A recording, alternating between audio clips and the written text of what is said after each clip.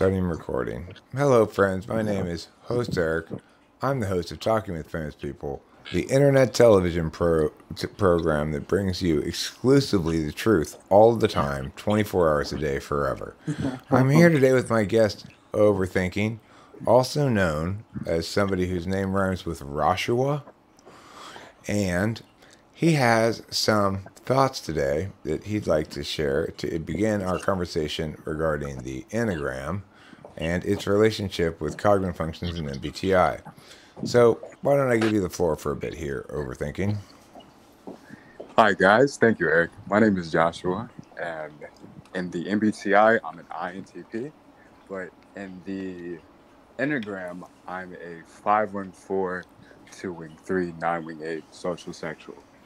And I've seen these numbers pop up a lot under people's descriptions and bios throughout the internet, and it's really made me more appreciative of what that means because the Enneagram is similar to the MBTI in that it attempts to constrain a lot of behaviors to a certain model and then map how it migrates to other sectors in the thing and the model itself. You know, a lot of people will remark on the MBTI as if like, oh man, I'm this and I can't ever be that type, but I feel like I have so much in common with this type and like the aspects. Like I'm an INFJ, or like I'm an INFJ, but like I'm so cold, or like I'm an INFJ and like I'm so very warm and cuddly. The polarity is definitely there, but I a think big I thing, think INFJ is a good place to start here because yeah,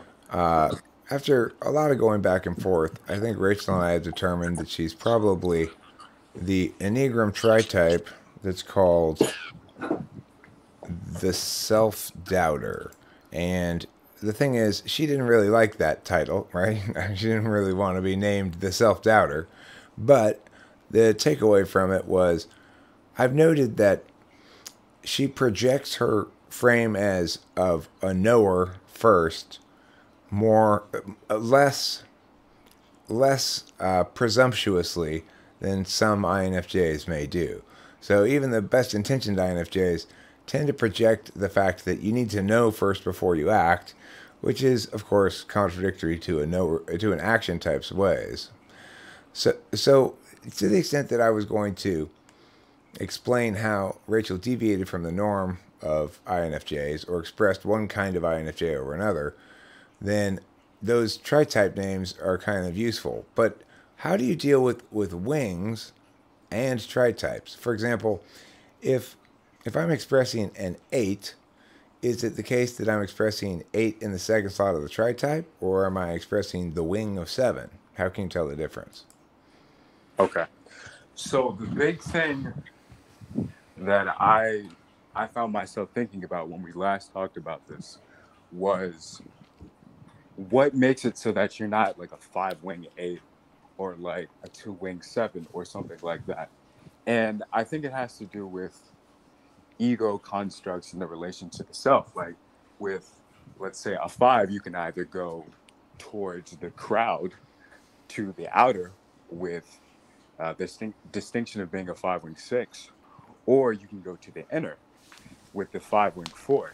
And how you can be those adjacent wings, uh, it's like you have an option with each of the core enneagram types to go either outer or inner, self, other, whatnot.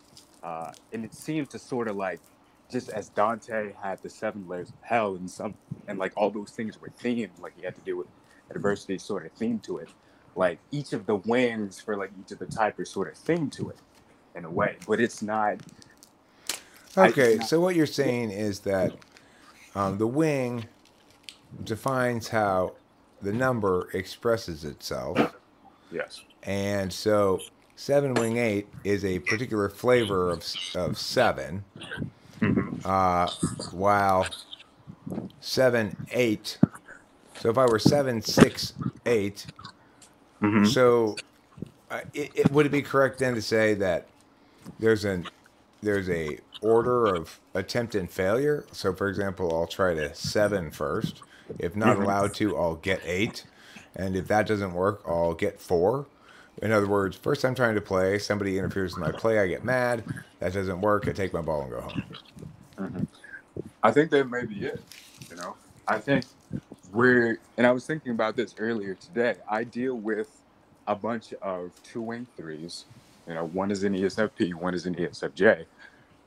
This is off topic, but the ESFJ has like very, very good NE, but that's besides the point. I'm dealing with a lot of 2s, and their core struggle seems to be like they feel in a way like they're too soft or like they're taken advantage of.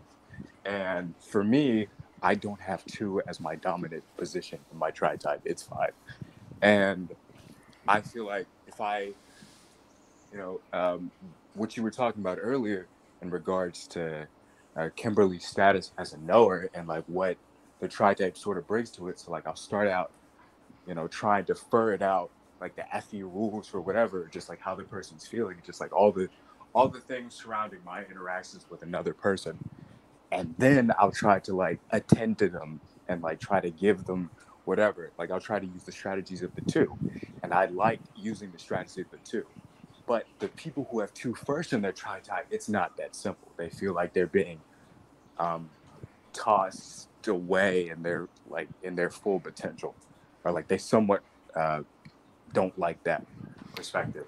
It would seem that maybe being compelled to express your third element of your tri type would make you somewhat resentful because Mm-hmm. it already means they violated your core relationship with fear by Mm-hmm. compelling you to engage it directly when you're trying to avoid it. Then, when you try to directly confront them about it, they either, you know, say, never mind, you're not listening, and walk away in like a 1 situation. In Right. which case, you go, okay, this isn't fun anymore, and I can't yell at anybody, so I'm just gonna say, fuck all y'all, your social mores are bullshit anyway. Right. Yeah. So how does 7 wing 8 express as a different kind of play than 7 wing 6? Is it something like, I like to argue for fun? I guess it's sort of like I had a in a it sort of in a way, yeah. But it's like with I had a chance to spend an amount of time with an ENFP. I've been doing for 7-wing 6, whatever his last one was. And like 7-wing 6, the 7 wanted to dare, the 7 wanted to do things, it wanted to like disrupt. But it wasn't like 8, you know, because like 8s will shove you, or like 8s will pretend like they're going to shove you. Like you can easily more easily than not conceptualize like someone shoving, or like someone's trying to make aggressive movements, or like space, or what. I wouldn't want to do that to someone who is projecting a lot of 8 energy, or like anger enneagram energy as well. But especially that, and it's like that's present in one of my ENTP friends. Like, he's 7 8, so it's like he wants to aggressively have fun. It's gonna be a jocular. It's gonna be, we're breaking rules. He doesn't give a fuck. He doesn't give a fuck about social mores. He really does not care. Whereas the 7 6, yeah, the 7 6 still wants to like really do things, but it's like they want to provoke. They want to, you know, because I guess the 6 is like you're still very much aware of the crowd, and like, oh, I sort of want to be a part of this, or like George Carlin, like I want to remark on it. Like I'm still like observing the crowd. It's not completely insular except when I want to do what the fuck I want type of thing. So, I'd like you to share your thoughts on the so called integration or disintegration that's implicit to the Enneagram model. Okay. What do you feel like is, I guess, like, what's your take on it so far, not knowing that much about it? I I have an inadequate amount of concrete examples from my own life to feel like I understand it.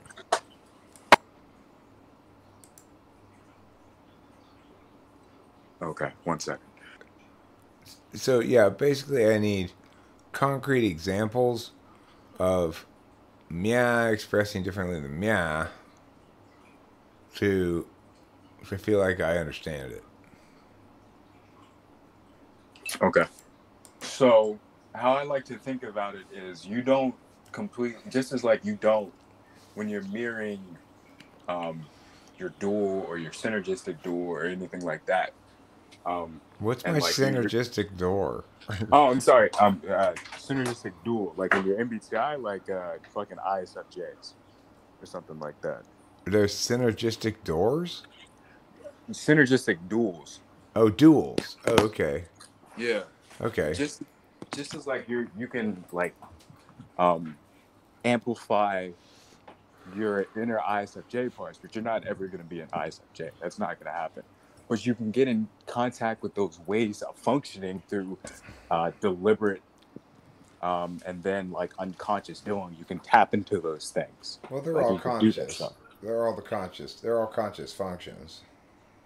Yes, what I mean is like you generally like you're gonna get better with your functions over time. It's just gonna be like easy to use it. Right now, FE is like very hard for me to use. SI a little bit easier, but still very very hard. But I can feel the ease and like the routine coming. That's what I mean.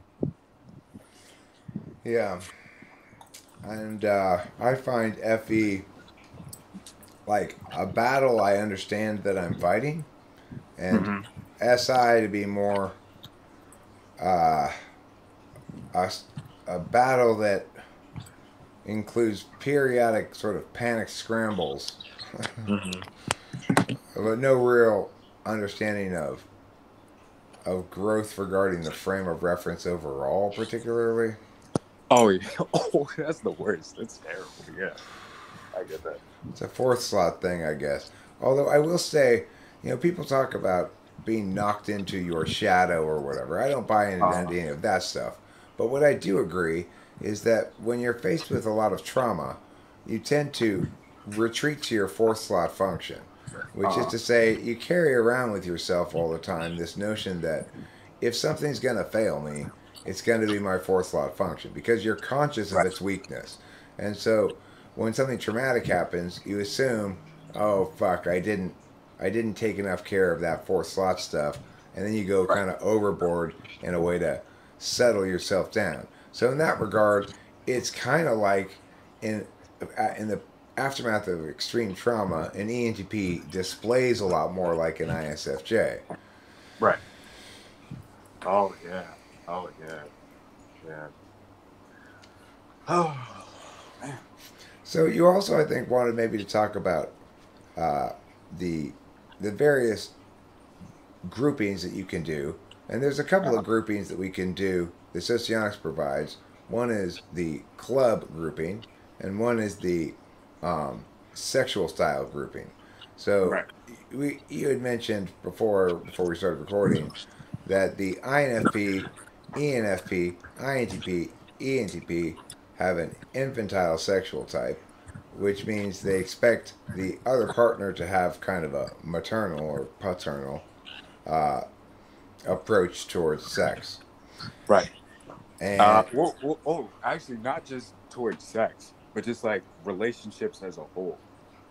Like, see, I don't buy uh, that part. okay. I don't buy that part because the thing What's is, mhm. I've played the role both of the the child and the parent in various relationships, and I feel like neither of them is particularly healthy, right? Ideally, you have a partnership between equals, but the sex is not subject to that same kind of normative claims about the general relationship. Right. Right. The the big thing I started to learn about like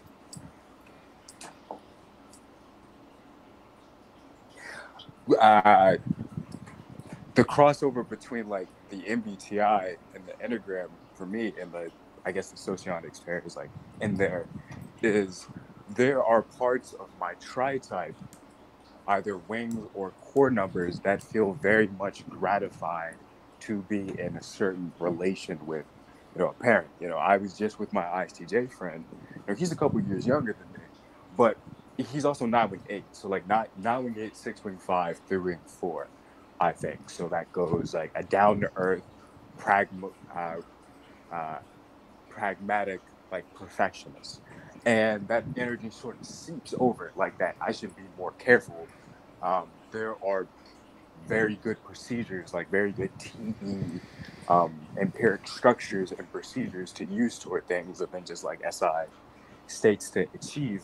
And I just have a disproportionate amount of like SJs that like really like me. I just do like very off the wall shit, and like I always look for an SJ and in my environment, because like I can sort of like troll them in a fun way, but it's like I'm just sort of showing my belly, and the Enneagram sort of relates to that. I went 514 to show how unique my skills are, like my little talents, and like how unique I am. I went a 2-wing 3, sort of like please them and bring like levity, and then 9-wing 8, I want to be like very agreeable, and then I guess judicious in the way I guess referee my boundaries with them, and then I see like their boundaries referee with other people. Because like the 9-wing 8 like is called the referee. They want to step in and do something, and so it's sort of like non-platonically crosses over. Sex has little to do with that, for me at least.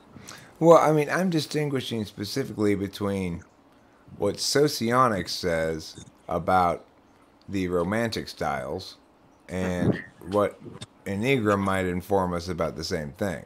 Now, Socionics would also tell you that if you get all four members and only all four members, one of each, of a quadra, so for example, if you were to sit around a table with INTP, ENTP, ESFJ, ISFJ, they call that a quadruple, and purportedly, such an experience will cause elation to the parties, the parties involved in the quadrupling. Now, they also have another grouping called the clubs, and the clubs for, I believe it's INTP, ENTP, INTJ, ENTJ might be the club. I don't exactly remember. I mean, that would be what other people group as the rationals, but I don't remember the exact club designations for Socionics. The point is, you can group them in a various ways like that. I also have added the grouping of Meta-Analyst, Analyst, Executive, and Executor based on whether the first two functions are metaphysical, metaphysical then physical, physical then metaphysical, or both physical. And I think that that's informative in some ways too. But each of those groupings is a taxonomical grouping that informs you on some angle of analysis on the individuals within the group. It's not really a mechanical thing. I'm smoking. Hold up. Okay, that's fine. Take your time.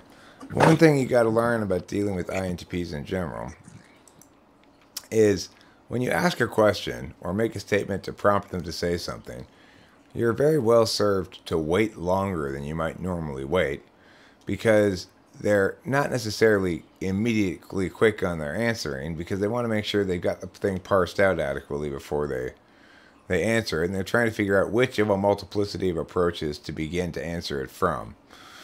So I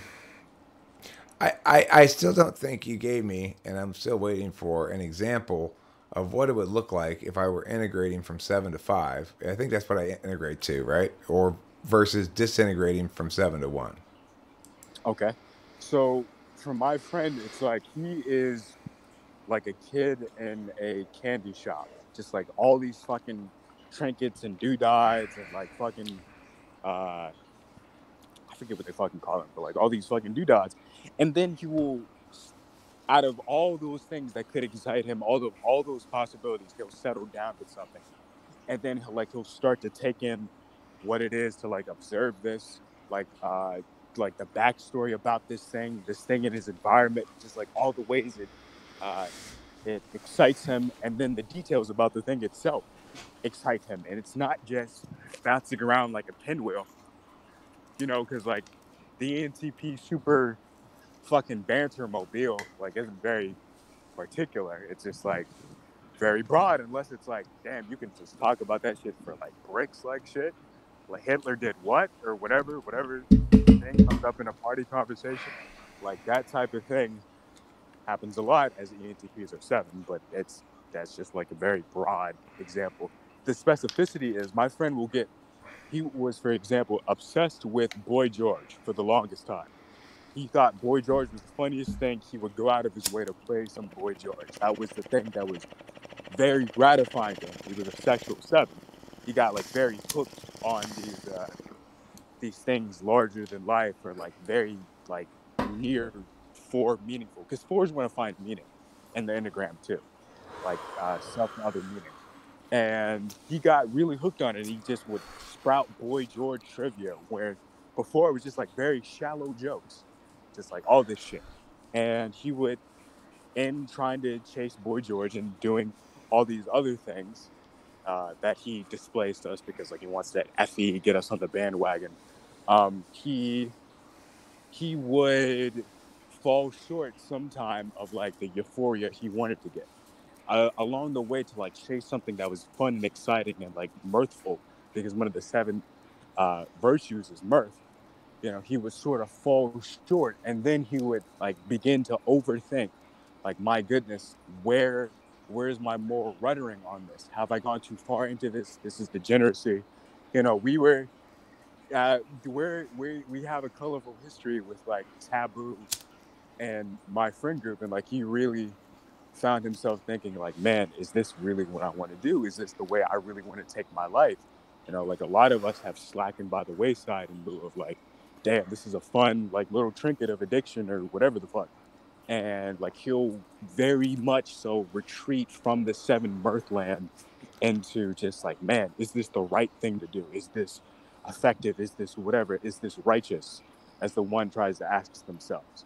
And in that, he didn't go to a one, just as he didn't go to a five with the encyclopedic recitation of whatever he was looking at, or like whatever he was super supremely interested in, more so than just like the very a surface level, oh, you know, I know a little about a lot type of thing. Just as he didn't like disintegrate to the one where it's like, I want to be judicious in my understanding and duty and like process of like whatever needs doing, like whatever's virtuous, whatever gets me on the straight and narrow, you know? So it was a teeter totter between that. Did he find himself constantly asking, does Boy George really want to hurt me? Does he really want to make me cry? Yeah, unironically, yeah. Yeah, man. I can understand his obsession with Boy George. He's just this weird, this incredibly abnormal manifestation of his moment in time, and and sort of maximally attaining on a specific vector that potentially worked in that moment in time without really any concept of how it was going to play across time. Like, it Right. doesn't age well as a style, you know? Right. Okay, well, that sort of clarifies things a bit, I guess. I can understand how pulling back from the play and say, maybe I've played long enough and I need to do something more productive would definitely be a sign of integration in some sense. And then I guess the one would be disintegration in the sense that it would undermine my capacity to actually have fun or be mirthful because I'm holding everything to too high of a standard that it's never going to achieve. Right. Okay, that's interesting. Yeah. So I guess the question then is, how do we distinguish between things that we can attribute to Enneagram and things we should attribute to cognitive functions? It's really like, how are you gonna go about doing it? You know, like in video games, a person can like fiddle with the controls, but like you're still gonna use the controls to get to the game. You're not gonna not do that. You know, and then in the game it's just like, how do you fulfill the goal of your Enneagram, like the tri type? Like but the specificity comes like, I let me think of two different types. Okay, so when we were talking about audience, Evangelion, and there's an ENTP in that is a 5-week 6, like that smart kid with glasses who's like friends with a buffoonish kid in the very beginning when Shinji's in high school. that's an example of like a 5 ENTP. And a lot of ENTPs are like 7s or like even 8s. And the Joker's a 7-wing 8. The Joker's a 7-wing 8. Just like insane, like shit. I mean, I don't think the Joker's an ENTP though. What do you think he is? Probably ESFP. Really? Well, I don't see a lot of ideas, right? Whereas like Uh-huh. the Riddler, you could more properly deem an ENTP. At least it's all word stuff. The Joker's all about mindless explosions and chaos. But regardless, I would say that one could imagine that an Enneagram 7 is going to want to be avoidant of looming tasks and details and things they got to do. Right. And the MBTI aspect of it will explain how that expresses. So for an NI Dom, it might express as sort of a glut of watching TV, consuming books and or podcasts or whatever, and neglecting the various physicalities and tasks of their life. Whereas for an ENTP, that seven's going to express as doing a 5-hour live stream or something. They're both avoidant. They're just avoidant in conjunction with their cognitive functions. Okay. So the thing is, of course, sometimes it could be harder or easier to tell the difference. If you've got a 3 who's trying to achieve unconventional metrics, then they're going to have to pull back on some of their function excesses in order to broaden their accessibility. And whether or not that's an expression of TE, of FE, of NI, even of SI is hard to say, Okay. So I think I see it like a difference in like, I guess our overall function philosophy. My ENTP actually had the same one. This is a little bit of a detour. Do you feel like because I feel like you start, like when you start a thought that's like a really like genre defying or like genre exemplifying thought or whatever, it's not just like a rote or just like that's an 8 for effort or whatever type thought, but just like something really cool. I think you do a loop through your functions. Like I think for me, I'm gonna use SI to like really put in something FE, then like all the way down to like NISE. It's like you can really with your chest as an INFP or an INTP, like under some situations, like really say like, damn, this is some physical SE reality that has like NI backing that can't be ignored or something like that. And then for ENTPs, and I've seen this with my ENTP friend, it circuits around to fucking FI, and it becomes like this extreme expression of self values, like beyond like SI fucking states. It's like a really real world fucking FI thing. And I feel like we get better at our functions and like accessing our functions, but like in a way he doesn't, whatever.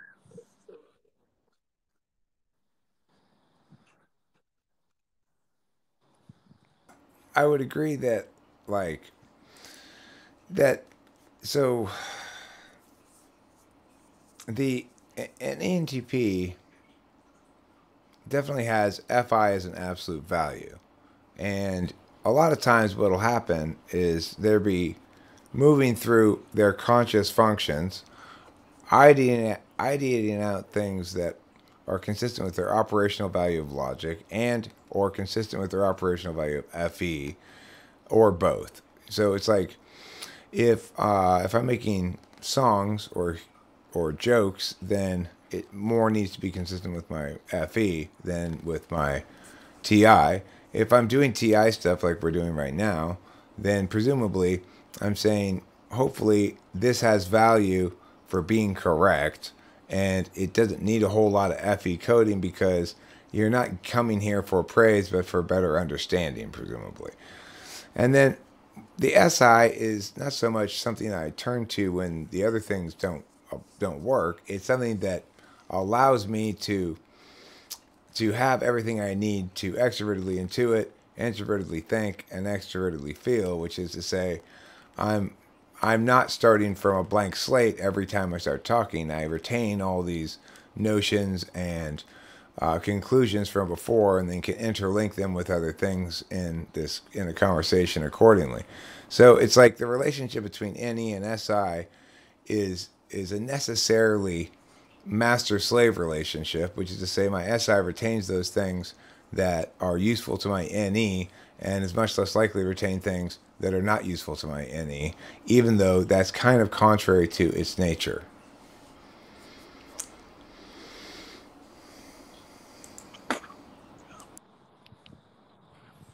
I think uh I think the slight difference between your guys' thinking, yours and my ENTP's thinking and mine is like,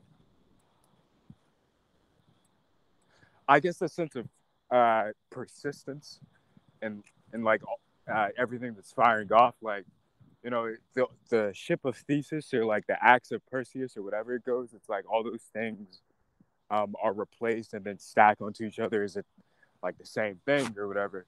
I I guess I sort of believe in like an FI uh, uh, like linkage between all those things. It's like I want to and will feel myself getting better and like holding on to those things, not just as a system, but because it's like I feel some type of way about the integration. I feel very, very strongly about the integration. Like when I'm using FE, it's like, damn, I'm really connecting with someone. When I'm using SI, it's like, damn, I'm really like I'm sitting there myself, Joshua, and like sitting there, um, like trying to process and prune like those little SI bonsai trees, whatever. And like the same thing with like all those functions. It just seems like there's an enduring link of self that's there. Right. Well, I mean, FI for me is also a critical way to understand who I am. So, specifically in terms of the kind of mistakes I make and the kind of deficits that are implicit in being my function type. So, for example, after we went to this wedding in Indianapolis, I live streamed some videos that angered some other members of the family in a way that showed I wasn't prioritizing FI. That is to say, things that are really important, such as Rachel's relationship with her family, being able to rebuild bridges, making things better than they are rather than getting justice, for example. And the interesting thing was, after talking to her dad a few times, I actually became convinced that he was more or less right about the thing, that I had used my normal cognitive function stack in an area where I really needed to apply more FI, and that is why I failed. Now, that's indicative of FI as an absolute value that's not very useful in any instance as a subject or an agent. And the uh, the takeaway from that is to the extent that you're a fully actualized person, you've got some sort of meta awareness of how certain aspects of your nature are consistent with the circumstances you're trying to engage with, and other aspects of your nature are inconsistent with those kinds of things you're trying to engage with. And if you can do some sort of an objective analysis of the kind of thing you're trying to engage with, then you can actually find out if your nature is one that's going to do well on this. We all seem to default to the fact that, yes, this is something I can do, or maybe that's just some types, but the reality is cognitive functions allows us, and potentially Enneagram as well, allows us to better understand when we are suitable for a given occasion or engagement and when we are unsuitable.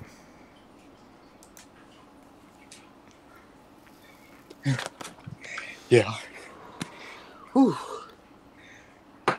What were you doing? Running? Yeah, I was on 2%. I see. Yeah. Oh man. I so I they say like one is like one of the least interpersonal. I think it might be the least. Yeah. Yeah, I think it's the least interpersonal. And like my friend is a one wing nine INFJ. Sorry, ISFJ, excuse me. Um and to very big ISTJ people may know that's one wing nine is Hank Hill from King of the Hill. And just like Hank wants to do the right thing. He thinks it's so cool, but like he's sort of distant from it. He's distant from like the interaction. Whereas like one wing twos are like, my father's a one wing two ISFJ, and I work with a one wing two ISFJ. My father's infinitely more useful than the other one, but like nonetheless, they are very helpful, attentive, warm people. Whereas the one wing nine is like I guess like Confucius or like Lao Tzu. Like I think Chinese philosophers where they're like, yeah, bruh, like I'm gonna pray for you to like work this shit out and like work this whole situation out, bruh. But they're not gonna be like hands on. But of course they will. That's just a vast generalization.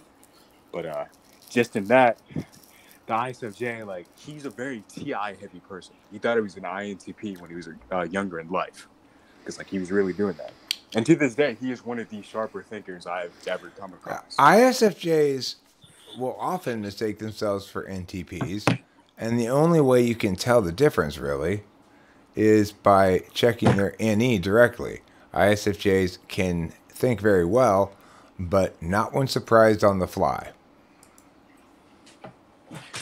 Right. Right. Yeah. Man. So, would you ever think that either an INTP or an ENTP could be like an air traffic controller or something like that? I mean, it's not a good job for them because it's a bunch of NISE, right? Like you're supposed to not look at these screens and go, well, if that plane flew over there, it might be a problem. Or if that plane flew over that direction or went up or down, it would be a problem. You're not supposed to anticipate things that people might do wrong and then warn them not to do it. Instead, you're supposed to observe the screens and know when something's amiss and give contraindicative instructions accordingly. So it's like, it's not really a job for NE types. It might be a job for SI types because once they've experienced each of these events that requires them a certain response, they'll do it the same way the next time, and presumably air traffic controllers they're looking for consistency in that regard and following a specific protocol. So you probably want a knowing type in charge of those things. A deliberative type is likely to want to have an opportunity to think things out too long when actions needed to be taken sooner. Right. And the actions needed to be taken is always going to be some kind of interface action, which is to say you're going to contact the plane guy and you're going to talk to him and figure out what's going on, and or some kind of TE interface. You're going to push these buttons and levers to implement some sort of autopilot system or whatever, So as a consequence, it would seem like knower interfacers are the best people for air traffic control. Okay. Yeah. It's weird. It's like, so I have an INTJ friend, and he complains a lot about ESFJs and ESTJs just lacking an eye. But to me, it really does not feel like they're handicapped in life. It's like if they have enough exploratory NE or like SE, they can sort of feel themselves away. Like it really does have to do with like are they open-minded enough? You only really see it manifest when they have some phenomenon that they can't explain. And in those circumstances, they come up with some crazy fucking explanations that don't validate on NI levels at all, but because they're always trying to seek some SI link, and a lot of things in life that need explanations don't have an SI link. Right. Oh my goodness. Okay, so that sort of reminds me. I so I was watching. I like hip hop. A lot of hip hop artists I like are ISFPs and ESFPs. So like that lower slot and and just like the artistic vision, or the vision that it produces in general, is just like a very drawing factor. And the suspicion and paranoia in rap lyrics, like people have rap lyrics like "Can't trust no nigga, man," like "Sleep with it under my lap" or something like that. Like that paranoia. I, It's good. I express my masculinity by not trusting anybody, treating women as though they were disposable objects for my pleasure use, gathering money as an ultimate value, and carrying lots of gats to defend myself. I mean, those aren't things I'd brag about. Yeah, and that's sort of the big thing, because for a lot of ISFPs, like those narratives and hierarchical things, like those things of status, those things of like positioning, and just how they definitely feel about it. It's like, I work with a lot of ISFPs and ISFP women, and like a lot of the narrative that goes down, it's like they'll be talking to some person, and it's like, you have like violated my position, like how I was able to, in a way, decipher SI lower slot versus, like, I guess, like INFPs versus ISFPs, was the ISFPs was like, you have engendered damage unto me.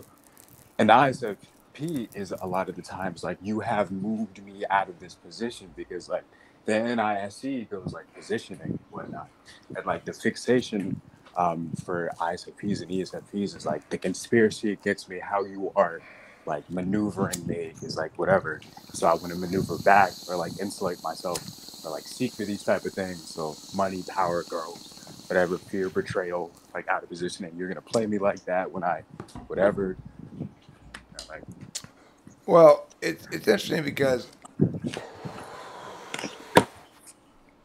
I actually like a lot of that stuff, depending on how it's put together. Like, for example, if you're familiar with the song One Shot, Two Shot by Eminem and D12, one of the guys who raps in that says, like, he's been hit from behind by a black Mitsubishi. And he says, I'm in the mood to strut. My AK ain't even tucked. Let's meet at the club and fuck these bitches up. It's like, you can't help but go like, yeah, fuck yeah. So I guess that may be FI polar too. I kind of feel the like, yeah, let's go, motherfuckers, kind of feeling.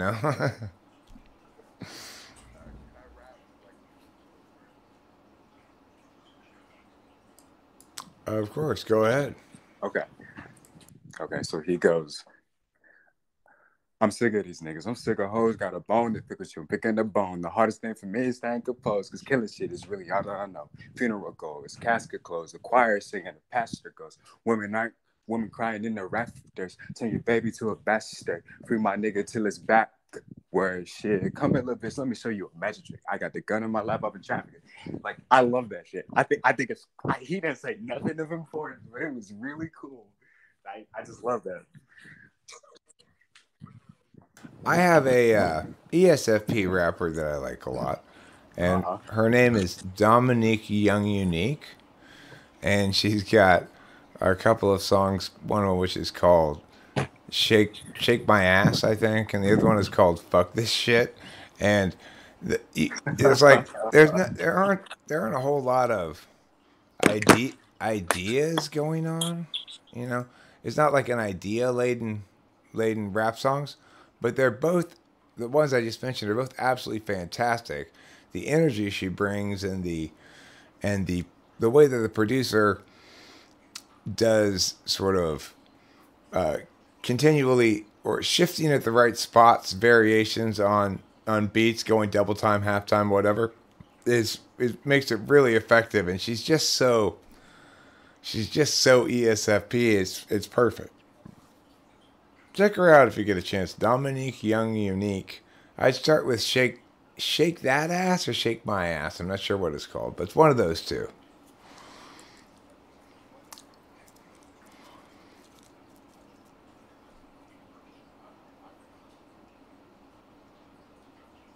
I'm familiar with her. Yeah, I like some of her songs. I've got one of her songs on my Chappy Tracks playlist, which is like basically snappy tracks that bring a lot of energy to the party. You know.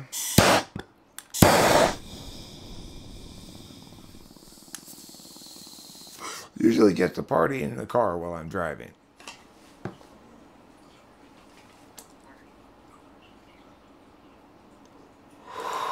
Well, do I think a party would be fun for me? I mean, I have a long history of going to lots of parties, and in general, they're not fun for me. However, if I were to, I expect when we do a TWFP meetup in Vegas, with that, sometime maybe in June or something, that's the kind of party I'll enjoy.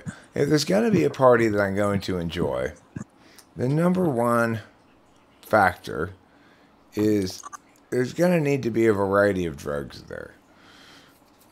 So I'm going to need uppers. I'm going to need psychedelics. I might need some benzos so I can crash out at some point.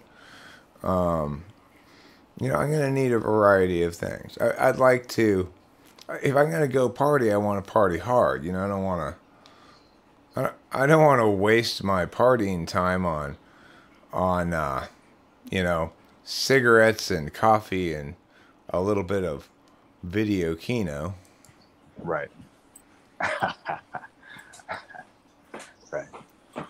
And so, as I've indicated before, what I would love to have happen at a TWFP meetup is for everybody to come downstairs in this basement that we have isolated away.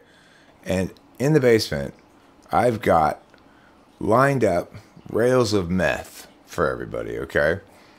And a glass tube and a torch so that they can heat one end of the glass tube, long enough glass tube so that it doesn't burn your nose, and then hot rail the line. Now, when you hot rail a line of meth, what happens is the hot part of the end of the tube turns the meth into smoke as it's going up into your nose. So you get kind of like you're doing a rail, but you're also doing a hit of meth at the same time. It's a pretty exciting phenomenon. And I bet you most of, if not the vast majority of, people who participate in TWFP or been to a TWFP live stream or watched TWFP video, I bet the vast majority of them have never enjoyed the delightful experience of doing hot rails of meth. Huh. Good idea or bad idea? That actually sounds pretty, like, that's one of those things I'd like to do on my deathbed if I had like less than a day. I'd love to like die at a Talking with Famous People party. I think that would, like how like Jamestown blew the fuck up after the Kool-Aid incident. This would be our Kool-Aid incident. Cool. A hot rail of meth has never killed anybody, okay?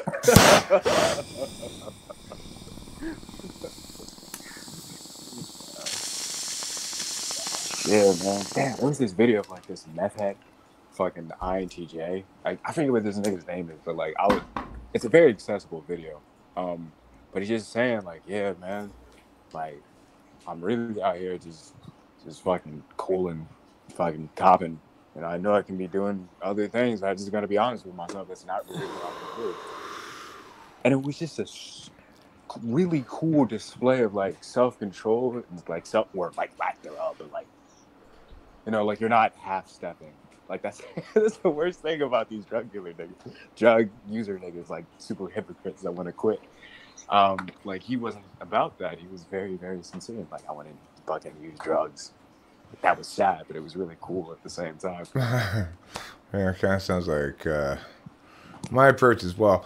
I want to use drugs in a sustainable way, which is to say, I've been a meth addict before, and I understand that you can't do meth sustainably, which is Yeah. why when I think about doing it at all, I think, okay, well, if I have a week or most of a week set aside for a meetup thing, that's the time to do it because you need the better part of a week to do it and get over with it, you know?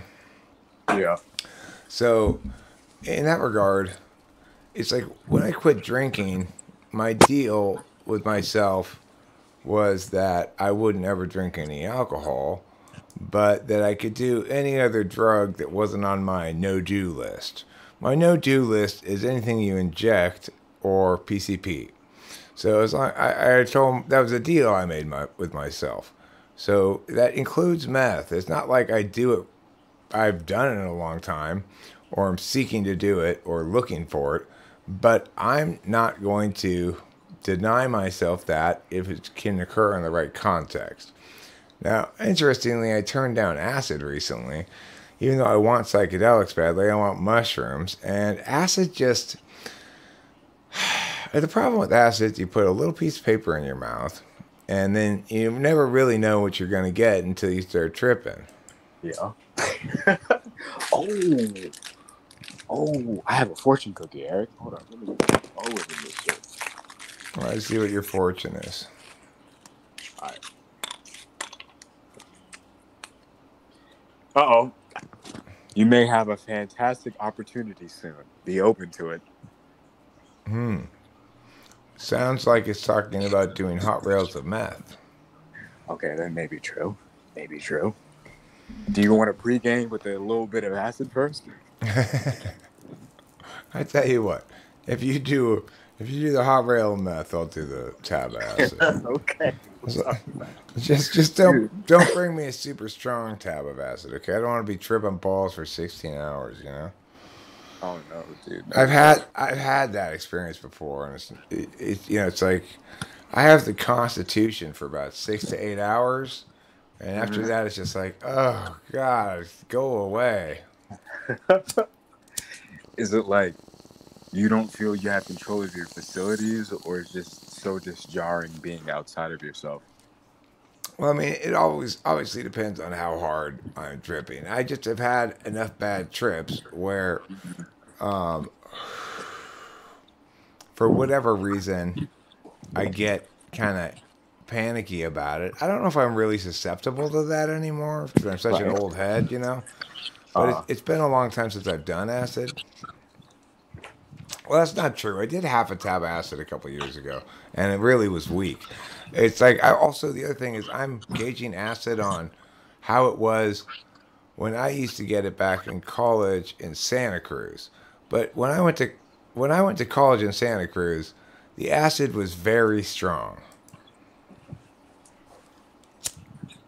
So, okay. So that made me think about something. It's a little bit off topic, but you know, while you were talking about that, I just thought about like, you know, just hippies, like just walking around, like walking down into like secret basement drug labs, and then transition like the guy and the girl like on the motorcycle ride along like into the section like the dawning, like the rising sun, like the dawning sunset, and just like the themes of like the little intensity. Like the thing that made me think about like the 60s, 70s, especially 80s, like from that is like the 80s with the Cold War paranoia in the background and just like suspension terror, like you know, like self versus like oppressive forces, especially like the Russians or whatever. Like that entire like mindset, I think is like drenched out in film and just like what's known about that culture. And it's just like, do you ever like get those like weird encapsulations of like like suspense, intrigue, like all those themes. Like I think about NI versus NE is like NI NI can like really shift what you're looking at into like a theme, like a big theme. Well, yeah, I mean, that that's certainly the relationship between NE and NI is the encapsulation of things versus the deviation or addition onto things. But Mm-hmm. from my psychedelic drug experiences, the things that I remember and take away and think are just are sort of like markers that associate with that experience.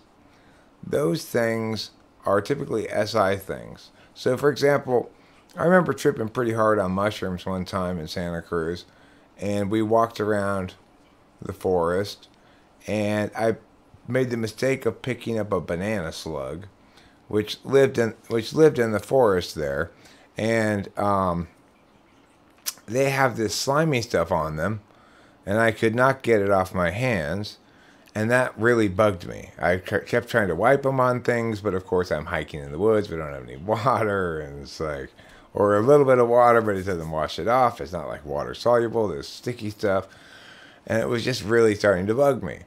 And then later than that, one of the people we had in our party got something in his eye, and we had to take him to the health services department because he was kind of freaking out about it. And yeah, he just got a speck of whatever in his eye, right? But it was maybe a bigger speck than normal, and he was tripping on mushrooms and it was bugging the shit out of him. Those are the things I remember about that trip. I don't remember any wisdoms that I took away from it of any sort. And I think that has to do with being an SI type. I may glean wisdoms from certain psychedelic experiences. I would say maybe more so from DMT than from other psychedelics. But I would say even then, the NI takeaways fade pretty quickly. The SI parts I remember more clearly. Like I remember the one occasion when I took DMT when I had this very body free experience where it's like I felt like a Zen guru who didn't even experience like any aches or pains or awareness of having to poo or anything, and was just sort of in this NI state of being. But I don't take particularly any meaning away from that. That's just the part of it I remember. Okay, Eric, Yeah. have you ever heard of Nichiren Buddhism or Nam Myoho Renge Kyo? No. Okay. Well, Nichiren Buddhism. So the Buddha was an INFJ, and like he achieved enlightenment way back when, and he taught the pre-Lotus Sutra teachings, which were like you have to SI and I, like realize yourself to be a certain state in order to be a Buddha. You know, like that was his grand like presentation. And then he taught that for like years and years until his final teaching, the Lotus Sutra, where he was like, you've always been a Buddha. Like your ontology has always been that of a Buddha. There's been no separation, no, like no transition into that. He says that to reveal Buddhism, to reveal means like uh, just casting off the intransient self, or just like you're on stage, like you're ripping off the top costume down to like your true costume or whatever.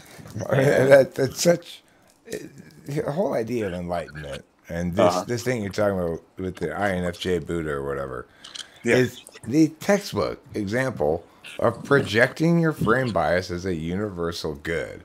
It is Mm-hmm. not the case that it is inherently better, more desirable, closer to something called enlightenment, to have a greater familiarity with your archetypal self at the expense of your particular self.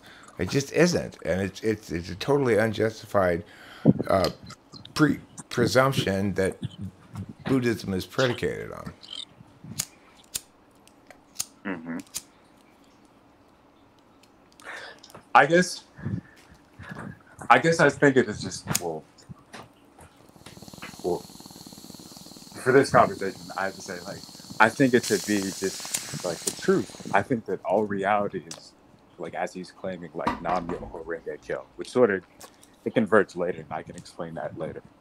But I think it's like a verifiable, like, true thing that he's saying, like, that he realized, and it starts from like the outside in, just like people very much want Christianity because Christianity promises an external, like a higher God, something that exists, something you can focus, onto, whereas like the intangible is, he says that it's like that this Buddhism, or Nichiren Daishonin, the monk that clarified the Buddha's teachings later on in the 13th century, he said that to believe is easy. It's easy to just say, like, mockingly even, okay, I'm a Buddha, whatever. That doesn't really mean that much or whatever. It's harder to like try to view things within that NI framework, which is, I believe, a true framework. And like, it's very, very difficult because just as we were talking about, like, how can you make that like huge judgment upon, like, how could you project that frame onto other people or whatever? Like, it seems untrue. How can something like unify and explain all these things? How can it? Well, I mean, because there's an alternative that is definitely better for other people. So, for me to have a meditative experience of some sort is not to maximally attain somebody else's frame of reference. Instead, it's to maximally attain with my own. So, for me, if I wanted to get into a knowledge state that was going to be informative to me and improve my life, it's going to be an SI knowledge state. So instead of doing NI kind of meditation to try to remove myself from the body, it's taking care of the body in ways that are attentive and slow rather than quick and dismissive. Yeah. Okay. So you brought up a very, very good point. Like, people don't like Zen Buddhism. Like, people don't like all that. Enlightenment is found in the hereafter instead of like right now, pretty much. I don't think And Zen Buddhism says that. Zen Buddhism is like you hyper attainment, like you must cut yourself off from like all desires by observing them. Right, but it doesn't say that happens in the hereafter. It says you can do it in the now. Okay. Okay. Okay, hold on a second. I got to refill my coffee. Okay.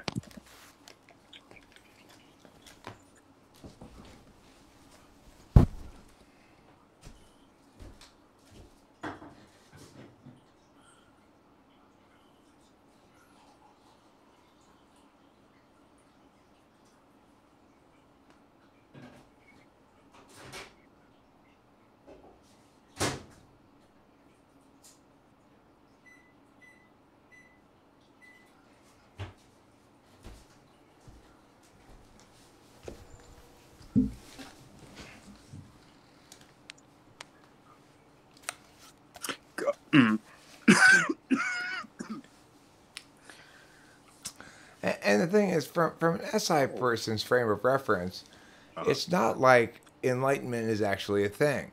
For each of us who's paying attention to how our state of being physically and or our emotional moods vary throughout the day, then the idea that we're best served to maintain this sort of enlightened glow of concurrent detachment and understanding is insane because it's rejecting our humanity in favor of some mapping ideal that can only even possibly be attained by some people, and it's only possibly desirable to be attained by some people.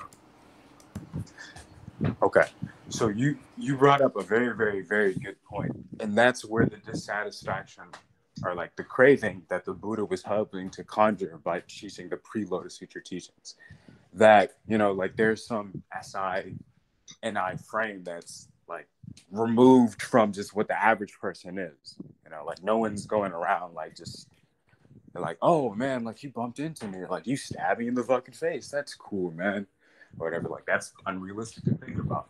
What enlightenment through the mystic law, Nam Myoho Renge Kyo, means is that I, right now, Joshua, am in a call with you, Eric, and in my past, it's almost like I'm in school in a way. It feels like I have to conjure or conquer like the feeling of, oh, I have to present something, I have to whatever. It has, there's modulation, there's, et cetera, pacing, et cetera, et cetera, et cetera. And this is my moment to overcome it. So Nam Myoho Renge goes the devotion, Nam, to the mystic law, Myoho. Myo means the things that really can't be seen. It's like, so someone's, where exactly someone's coming from, like their mood. Like you don't necessarily know that, but you can know that through their actions, just the thing they say. Or just like you don't know that, since 9 years ago, you filled out a check to like send to yourself like tomorrow. Like you have no idea that's happening until it happens. Ho. So Myo is the mystic, the unseen. Ho, its manifestations. Renge is symbolic of the lotus flower, which blooms, and then as it blooms, it plants seeds. And that's symbolic of, even this conversation, which is Kyo, which is a teaching. So like everything is an example of just like, everything exists. Everything is like, even like the mental constructs, it's like you have some like relation to it. It exists. And as you make an opportunity to see yourself as a Buddha sees like there's an adage by some philosopher that goes like, everything is you. So like everything can be used like as you see it, like everything is an opportunity to like deepen the state of your heart, to like really say, I'm going to use this to and the goal of this Buddhism is to bring out your bodhisattva nature, or someone who achieves enlightenment for oneself and then others. It's not something self-satisfied. It's not something cut off. It's not something that's just like, oh, it has to be like better than, this reality. It's like very much rooted in this reality and like everyone's idea of what does it mean to be absolutely happy. Not happy in that like, oh my goodness, I have a big house, I have whatever. That's part of like really actualizing I the mean, state of, but yep, hold on. I mean, isn't yep. this notion of being absolutely happy run afoul of the notion of being human? Because being human comprises two distinct elements: a biological element, which you might say a phenomenological element, and an identity element. And the identity element may be subject to these kinds of parsings that you're doing, but the phenomenological element is not. And to believe that there is a state of enlightenment is to deny that people are phenomenologically changing on a sort of smaller time scale that precludes the attainment of an identity that would purport to describe a relationship with the universe that's permanent. Okay, hold on, let me find my I can't be in my room. Okay, so there's a thing called the highest teaching in Nichiren Buddhism. In the Lotus Sutra goes there are 3,000 realms in a single moment, and you have the three realms of like past, present, future, self, other, environment, and all those things are just like wrap into each other. And then you have what's called the 10 worlds, or like the 10 states of being. It goes hell. So like I'm suffering, like the world of hell has the state of like extreme anger, like people out here killing their wives, people like shooting up their jobs, like falling down. The movie with like I think Michael Douglas or whatever.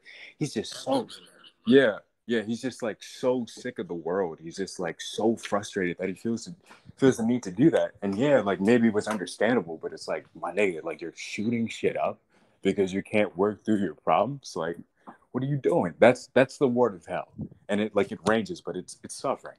Then it's the word of hunger, where it's like someone needs something in order to like feel good. You know? Sure.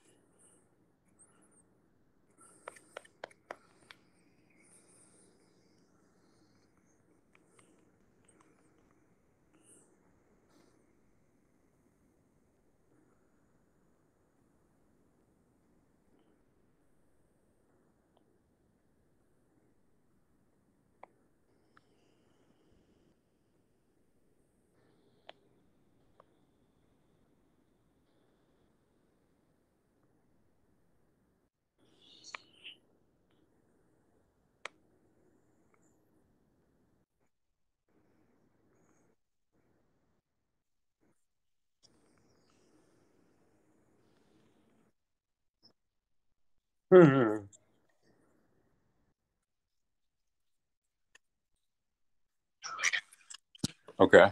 And then it goes to animality. So the weak should fear the strong should prey on the weak. So just everyone has their own version of that. Like, man, I need it. What do I'm they gonna call that?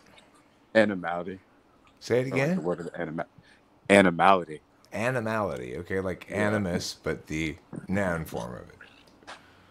yeah, just I like mean, animals, like the rule of the oh, I jungle. see. Animalishness. Yeah, Animalishness. Okay, I gotcha. yeah. So that, and then the word of anger, and like this isn't necessarily the like beat your chest type thing. This is more like contemptuousness, snide. Oh, you're gonna. I see a lot of niggas like the common theme among like keyboard intellectuals and the whatever, just like people is just like the snide. Oh, I know what you're doing. You think you can do that? Man, I got a book full of fallacies, man. I see you coming with that emotion, man. Anything just like that edge. But it can even be justified. There's an episode of like, you should watch Malcolm. Have you seen Malcolm in the Middle? Yeah. Yeah, I like Malcolm in the Middle. But there's an episode where like Lois is just like so incredibly fucking convinced that she's right about just she gets into like a minor car accident or like something like that, and everything tells her that she's wrong, but she's like, no, you know what? I still have it. I'm still right. And in the end, she's very much right. But just like that need to be right, that need to be, and Lois is, I think, an example of a one. I think she might be a social self-preservation one, actually. But yeah, so like that sort of contentious, snide, whatever, or it can be justified. All the worlds have like their positive exponents, and how that's expressed is I'll tell you later. But I that's mean, the fourth world. Go. I would also say that's indicative of an ESTJ and their need to have an explanation other than we just have to be tolerant of ambiguity. I would say, in general, NI-polar is not tolerant of things, the answer to which is, well, we don't know and we probably won't ever know. Right. Right. Okay. Hmm. Okay. So the fifth world goes like the world of uh, humanity, or just like you're calm, you're level headed, like the book fucking The Stranger by Albert Camus. That it's about an INTP protagonist and just how like he's fucking chilling. Whatever happens, he's just chilling. It doesn't feel which way or the other. Like it doesn't really matter what happens. It's just gray blob person.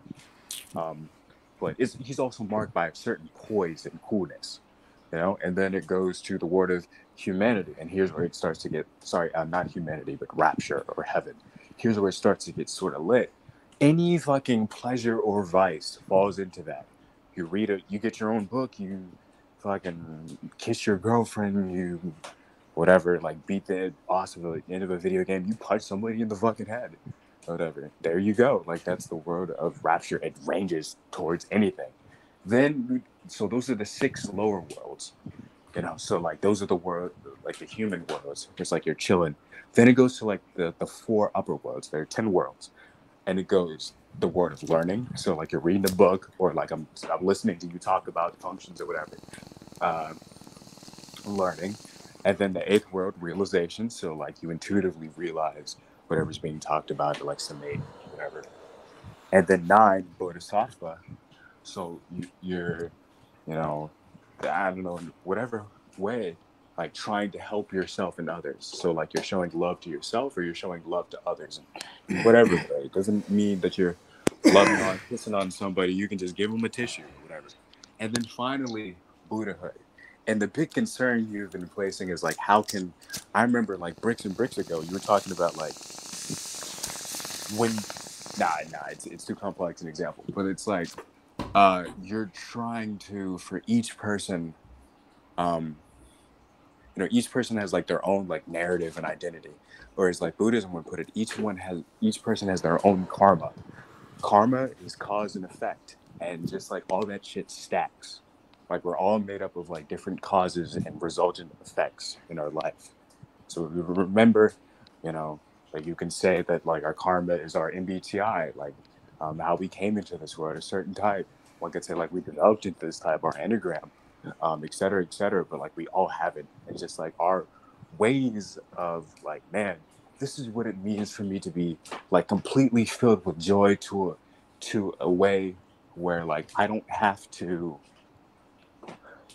yeah, I can still feel sad about something. Something sucks. I'm like, yeah, I could still want something, but I can say that Nam Myoho Renge Kyo, I'm a Buddha, and that I'm going to realize a deepening of faith and appreciation for my fellow Buddhas. Because as you realize the 10 worlds, they're like the 10 worlds are like all stacked within each other. Like you can be in the world of suffering, of hell, but still be in the world of Buddhahood. Like you stubbed your toe, but you learn a new fucking skateboard trick, and et cetera, et cetera, et cetera.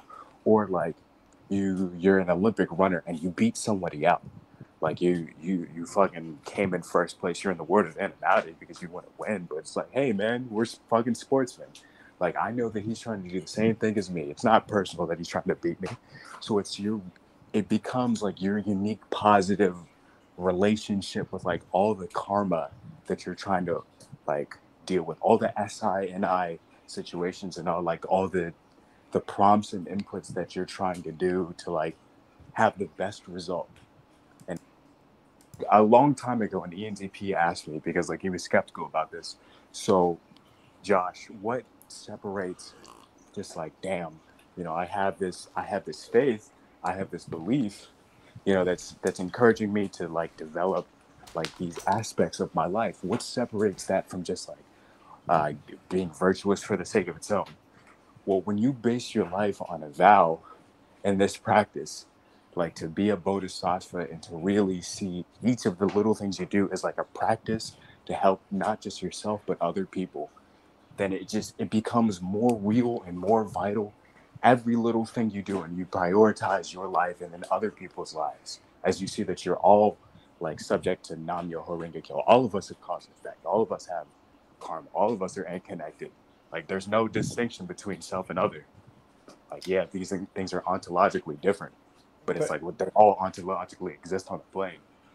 but I So, mean, it would seem to unavoidably link sort of your achievement level on these vectors to measurable outcomes in some fashion. Now, from my understanding, karma from that perspective is not necessarily good or bad, that any action creates karma, and that this notion of good or bad karma is kind of something added on by the West.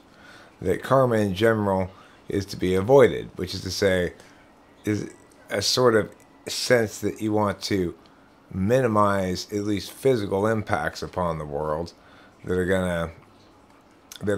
to have varying degrees of intentionality but may or may not succeed.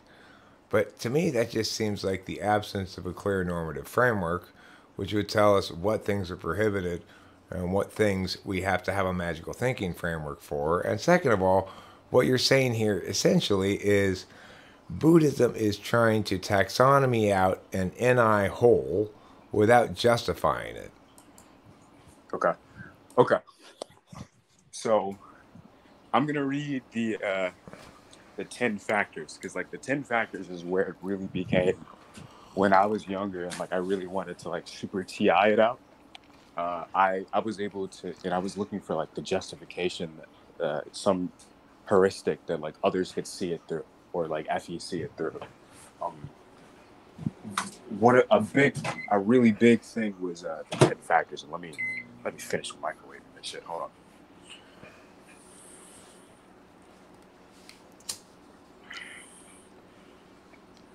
10 factors of what? So it's basically like so it's an ontology and an epistemology that basically the Buddha came up with, and it goes okay. So it goes the appearance of something. So like what it looks like. Whatever you're Eric, you're whatever specifications. I'm Josh on whatever specifications. Nature. Who are we? You're ENTP. I'm INTP. Etc. Etc. Etc. Entity. It's like so you come. You're not dead. You're not a fucking corpse. Something like metaphysical. Oh damn, it's weird. I just thought about bionicles. But it's like you have the little bionicle mass that's like you're not fucking dead or whatever. Something is imbuing you with whatever. Like you have a spark, you know. And then it goes power. Not necessarily the power we think it as, but just what do you have enough reach to do? You know, like what, you know, like you're not the president. You can't like set up bombs. Like you can't fucking do all that. Like you don't have that power, and the influence. It's like you don't have that reach, like to do that, to like get people to do that. The internal cause is like, are you even the person that are you SIFI and I the person that even wants to do something like that? No, you're just fucking chilling. Like you spend a lot of your time chilling, debating, you know, processing whatever you want to call it, or whatever. And then sometimes you get mad, and then sometimes you get sad, and then sometimes you get weepy, and then sometimes you get sleepy, and you know all that shit. Like that's your internal cause, and the relation is damn. So someone just Russian. So Eric is a Russian spy, and someone just like set the code word, and now he's getting sleepy. You know that relation, that external cause, is like something in the external environment saying like, "Damn, you know, I'm about to affect Eric," and then so someone who is not a Russian spy would not have that. Someone who did not have that karma would not have that. The latent effect is like, damn, you're falling asleep. So it's like you have the cause, something acts on you. You have the agent, something is being acted upon. And then the effect, the equals, the manifest effect. So it's like you see all this shit happening. It's like it's evident. Damn, I forget. It's like fucking Hume is like the fucking. Someone gave the examples like you see a cue ball getting hit. So it's a cue ball. It's the fact that the cue ball is being hit. There's other thing hitting the cue ball. Then you see the cue ball getting hit. And then the consistency from beginning to end. How does anything escape causality? Yeah, we may not ESTJ or ESFJ know that like something affected that, but we see that like shit happens. Like Well, nature affords I mean, volume. I think the most important thing to remember is that causality is one frame of reference through which an observer or participant might understand the thing that's going on there.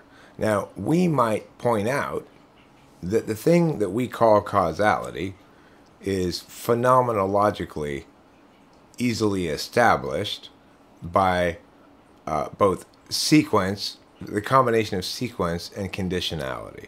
So I could have hit ball one, or I could have hit ball two. I hit ball one, therefore I didn't hit ball two, is a clear enough indication, right, that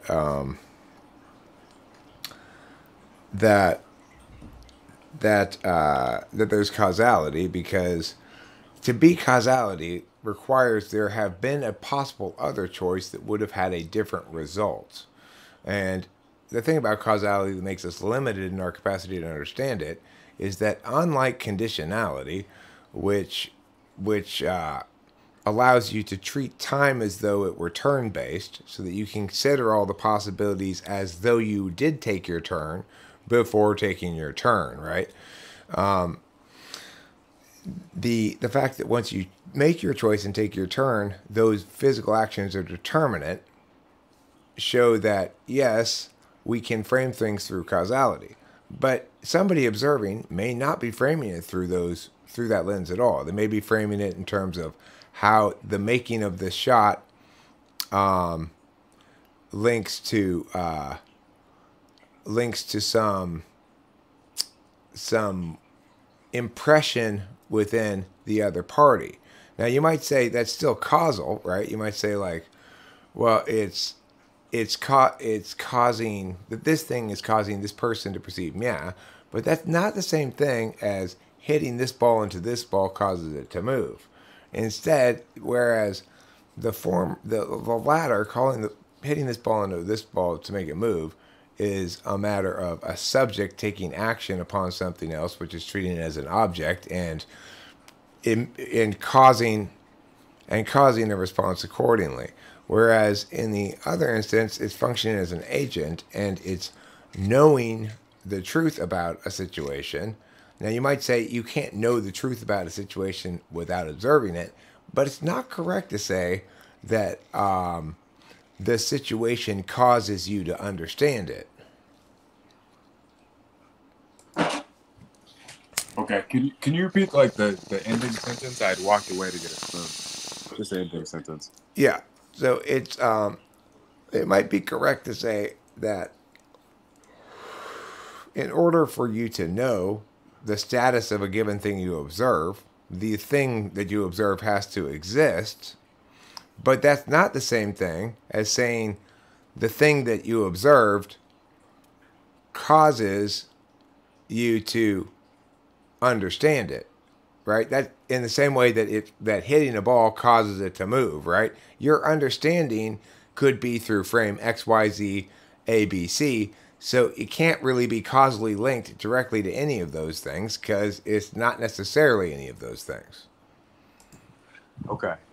So the thing I've been thinking is, so Nichiren Daishonin, who I think is an ENTJ, he was talking about the difference between a common mortal and a Buddha is the mirror of delusion that clouds one's mind. How should you clean one's mirror? Only by chanting Nam Myoho Renge Kyo morning and night. And for pretty much everyone, it's easy to view yourself as like, damn, something just happened. Something, you're cut off. And like, yeah, you may not know the status of something. Like it may be like an agent occurrence to you. Like you're trying to investigate it rather so than just like be a part of it. Like if you even have curiosity, or it's like, what was that? You get scared, or just like someone says something, you like, you don't know why they did it. A lot of times it's weird. It's like I've had bullies when I was younger, and like the crazy thing is like a lot of them came out as like transgender, like a lot of them transitioned, and like I had no idea that would be the outcome when I saw them. But that's an example of like, damn, you really don't know why they're treating you some way. But it's like you're gonna if it's something that's really impacting you, if it's something that you really want to find out, like some of the things, it's like, damn, it was a nice dog, and just walk away. It has nothing to do with you. But even in that, it sort of does, because like if you had a dog that died way back when, and like you sort of have a vendetta in your heart, like where it's like, I can't appreciate dogs because my dog died. And you look at that dog, and in one moment, and Nichiren Daishonin says, like, one's lands are not pure or impure of themselves, but it depends on the good or evil in a practitioner's mind. Like, if you have that karma that gunks up your life, then you could be hurt by saying something like that or whatever. But it just depends on like, where's your Ichinen focus, or where's your determination at any one moment. Are you really trying to like look out and like do the best you can? Are you the guy who's not gonna not say hello to that pretty girl because you want to save face after you've been embarrassed so many times, instead of realizing that the other side of the binary, Nam Myoho Renge Kyo, I'm a Buddha, I can make a different cause. So like in this Buddhism, we learn to treat things as a cause, not as an effect. And so it's like, yeah, everyone's meta framework is going to be different, but the universal framework that unites it is there is a sense of causality. And there's a school of thought called compatibilism, where it's like we have the predestination, we have the predetermined karma, or like where you're a hard determinist or whatever. But you can, like, through chanting Nam Myoho Renge Kyo, through faith in your Buddha nature, that connectivity and that infinite compassion, wisdom that the Buddha had. Because I think the Buddha was someone who was truly joyful. Like, the Buddha went through all that stuff, and like all those are the Buddha, Christ, those are bodhisattvas. Like they truly sought to like help other people. They truly sought to find joy and like fighting against fighting. Okay, all right, but look, I got a couple of points to make. Number one is certainly Christ wasn't always joyful. In fact, it would seem to be the most human and authentic and upholding of true response to feel sorrow and mourning at loss or physical suffering. So, in other words, the rejection of the legitimacy of negative experience would seem to be fundamentally faulty in the first place. It tries to deny the richness of the full human experience. And secondarily, my question is it your position that Buddhism, as it expresses, accounts for individual differentiation sufficiently to work as a universal kind of moral, normative, religious framework, or whatever you want to call it? Or do you think it's representative of imposing certain biases on certain types? So I'll answer those in the order they were pitched to me. For Christ, earlier we were talking about just the example of the dog. For you to even see the dog after this protagonist has like suffered and like lost their dog, you have to work through and see like, damn, there'll be other dogs. I had my time with the dogs. Yeah, it hurts to see the dog. I'm not denying that. But because it hurts in the past, I'm able to forge my life to like really appreciate it. Like the goal of this Buddhism is to just have like an open heart. That doesn't mean that you justify everything. That doesn't mean that you don't step in and say like, man, this is something wrong. If someone's getting hurt, there are clear metrics. You're not gonna like disabuse yourself. That would be abusing your Buddha nature. That would be saying like I deserve hell, or I deserve like some sort of animality where it's like self-imposed, like you feel like you have to take on the world and like take on the suffering because like what? Like you lost in a race, like you came second. But you can be in the world of Buddhahood. You can be in the world of suffering in a way. But that sounds like silver lining, even when silver lining is fundamentally self-deceptive. How is it self-deceptive in that? Well, because there are some events, some catastrophes, tragedies, or mishaps in your life that are just important to you or whatever, that the proper way to deal with them is to allow yourself to emotionally experience them and process them emotionally. And that means feeling sad because you've got good reason to be sad. You've lost something important to you. Well, yeah, you don't ever have to not feel anything. You're gonna feel anything. Jesus wept, whatever. The Buddha wept. The Buddha was sad. The Buddha was disgruntled. But I thought they were joyful. Yeah. Didn't you say they were joyful? Yeah. Okay. So joy isn't necessarily happiness. It's not rapture. It can just be like, you know what? I'm gonna persevere despite this. Damn, I feel pain, but I'm gonna keep going despite this. Like you. So the prayer I've been given because like I was advising someone who had lost friends, and like I'd reached out to my elders in faith, and they said to chant, to reach that person, like to just chant for their happiness.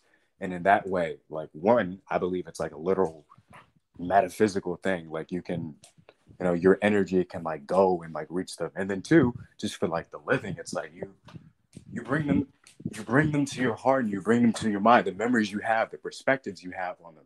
That's you're from your pain. There's a big concept that I haven't talked about now, but like it comes up a lot in what you're talking about. How can you change poison into medicine? And that's what this Buddhism talks about. All these things, all these negative occurrences, all these instances of negative karma, the more painful it is, the better.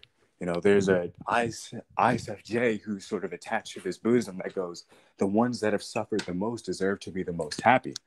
And like that comes like with all these like silver linings, it becomes, did I try my hardest or did I not? Okay, I didn't try my hardest. I'm going to try harder.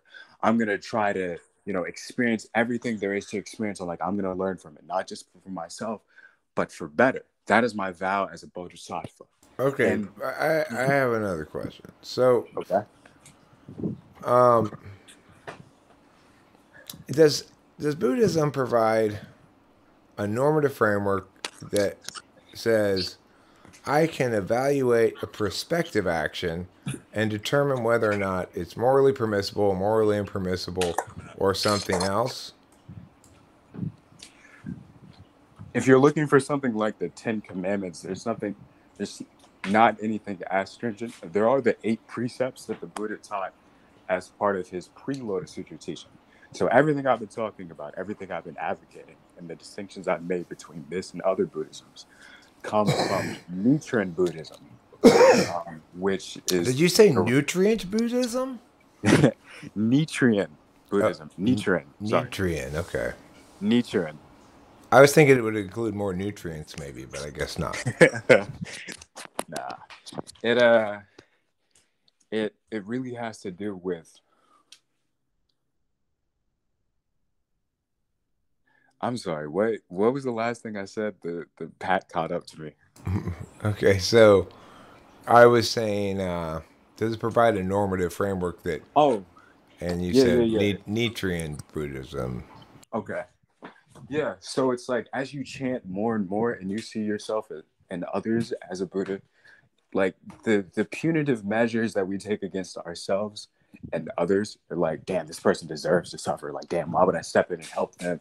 Or like, damn, I don't deserve to fucking live or whatever. Like, be comfortable. All those self and other sabotaging behaviors are coming from the deep insecurity that, damn, fundamentally my life matters. It's the opposite of the I guess the Buddhism and like the nihilism that like the Rick and Mortys and like the satisfied eggheads talk about, where it's like, the self is only suffering, like life is only suffering or whatever. Desires are the root of all suffering. That is something of the pre-Lotus Sutra teaching. The Lotus Sutra goes through desire, like you strive to achieve the Buddha nature. They even say like illness gives rise to the pursuit of the Buddha nature, because they describe in the Lotus Sutra like the Buddha as being the great physician, and like there was this king who had like all these boils, and the Buddha gave him a medicine, and like the king's boils were healed, but like the king went to like all these other inferior physicians, and like the Buddha healed him. And so like Buddhism goes like, this is called Nichiren Buddhism, the Buddhism of the sun, and when the sun shines, like it like goes up into the sky and highlights everything is seen in perspective, and then all the reasons to fear, all the reasons to doubt, all the reasons to belittle, to hate, to do anything but say like, you know what, I'm going to try my best, or I'm going to try to help that person or encourage that person, all those things fade away, because like that was the delusions of the mirror of like, damn, I look into it, I see myself as like a frail human. Buddhas are still human, but Buddhas realize that like there's more than just your perspective. It's everyone's perspective. Yep. If I were going to paraphrase what you just said, it's if you take a bunch of steps, then Buddhism of the sort I'm talking about assures you that at the end of that process, you'll both pay attention like we do and affirm that that's the better way of paying attention. Yeah. Okay, so that's not that's something that can only possibly validate on NI grounds, right?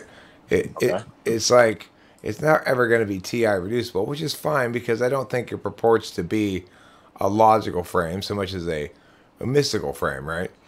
The thing I would say is, what's its position on positive moral indications? So now that we've established that it doesn't have a clear normative calculus in place that says, if you want to do this, check this thing, and oh, nope, you can't do it. But does it have a way to attain information about what you ought to do? Yeah, like you chant and you study Buddhism and you act. Okay, but instead of the rich religious parts, though, I'm saying, can I skip the religious steps and still know what to do in a proactive moral sense? It's sort of not divorced, because it's like, where's your internal cause? Like, where are you? Like, we can be in the world of like learning, but like, so there's a story that the Buddha taught, or like that's associated with the Buddha, and like 2 young niggas are like by this deer that just fucking died of an arrow, and they're debating like, yo, when does the soul leave the body? And then the Buddha comes up and they're like, yo, when does the soul leave the body? And the Buddha ignores them and then removes the arrow, and it saves the deer's life, pretty much. And, like the precepts, like, so there's something called expedient means in this Buddhism. So, like, anything that's going to bring you towards the Buddha way. So, like, if that's TE procedures, if that's SI procedures, like, whatever is going to be the thing that maximizes, like, both your life and the other person's life, and not in that, like, self-sacrificial way, like, self-satisfied, whatever, but, like, a But win-win. how Yep. do you measure that though? Like, how can you tell whether your prospective action is going to have net benefits? Is it just a utilitarian claim? You're making predictions that on balance things will be better by doing this than if I don't? I guess it's just a faith. Well, it is. It is a faith thing, but it's not. It.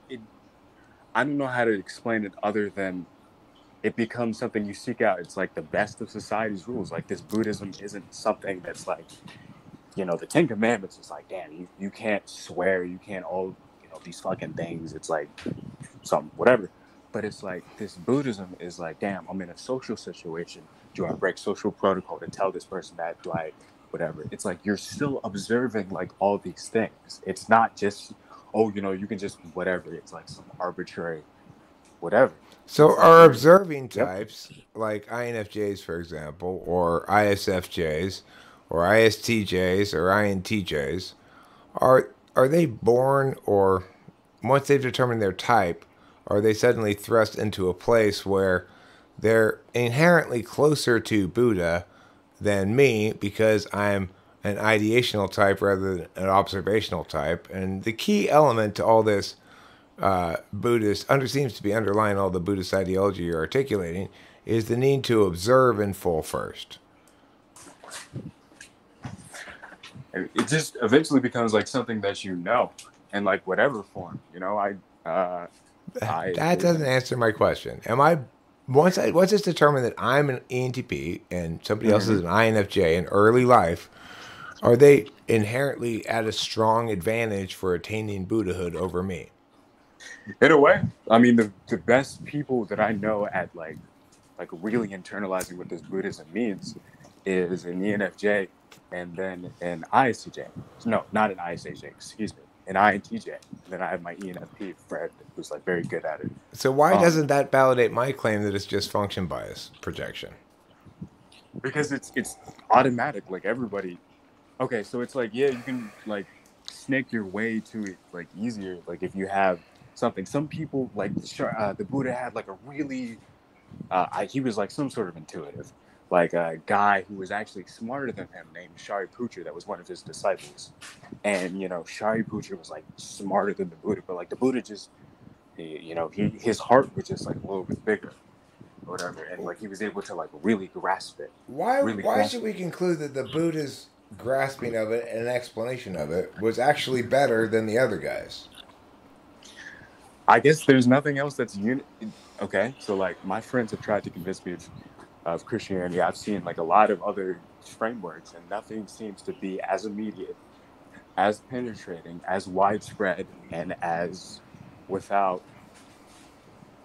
without lack of uh, like you verify something through like repetition and the scientific model, like something that fails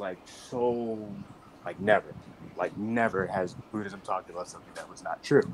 And it's like I was in the same spot where like I was, because I was afraid my friends, who are Christians, because they had the Ten Commandments and the Bible and God, and it was like all this fucking shit.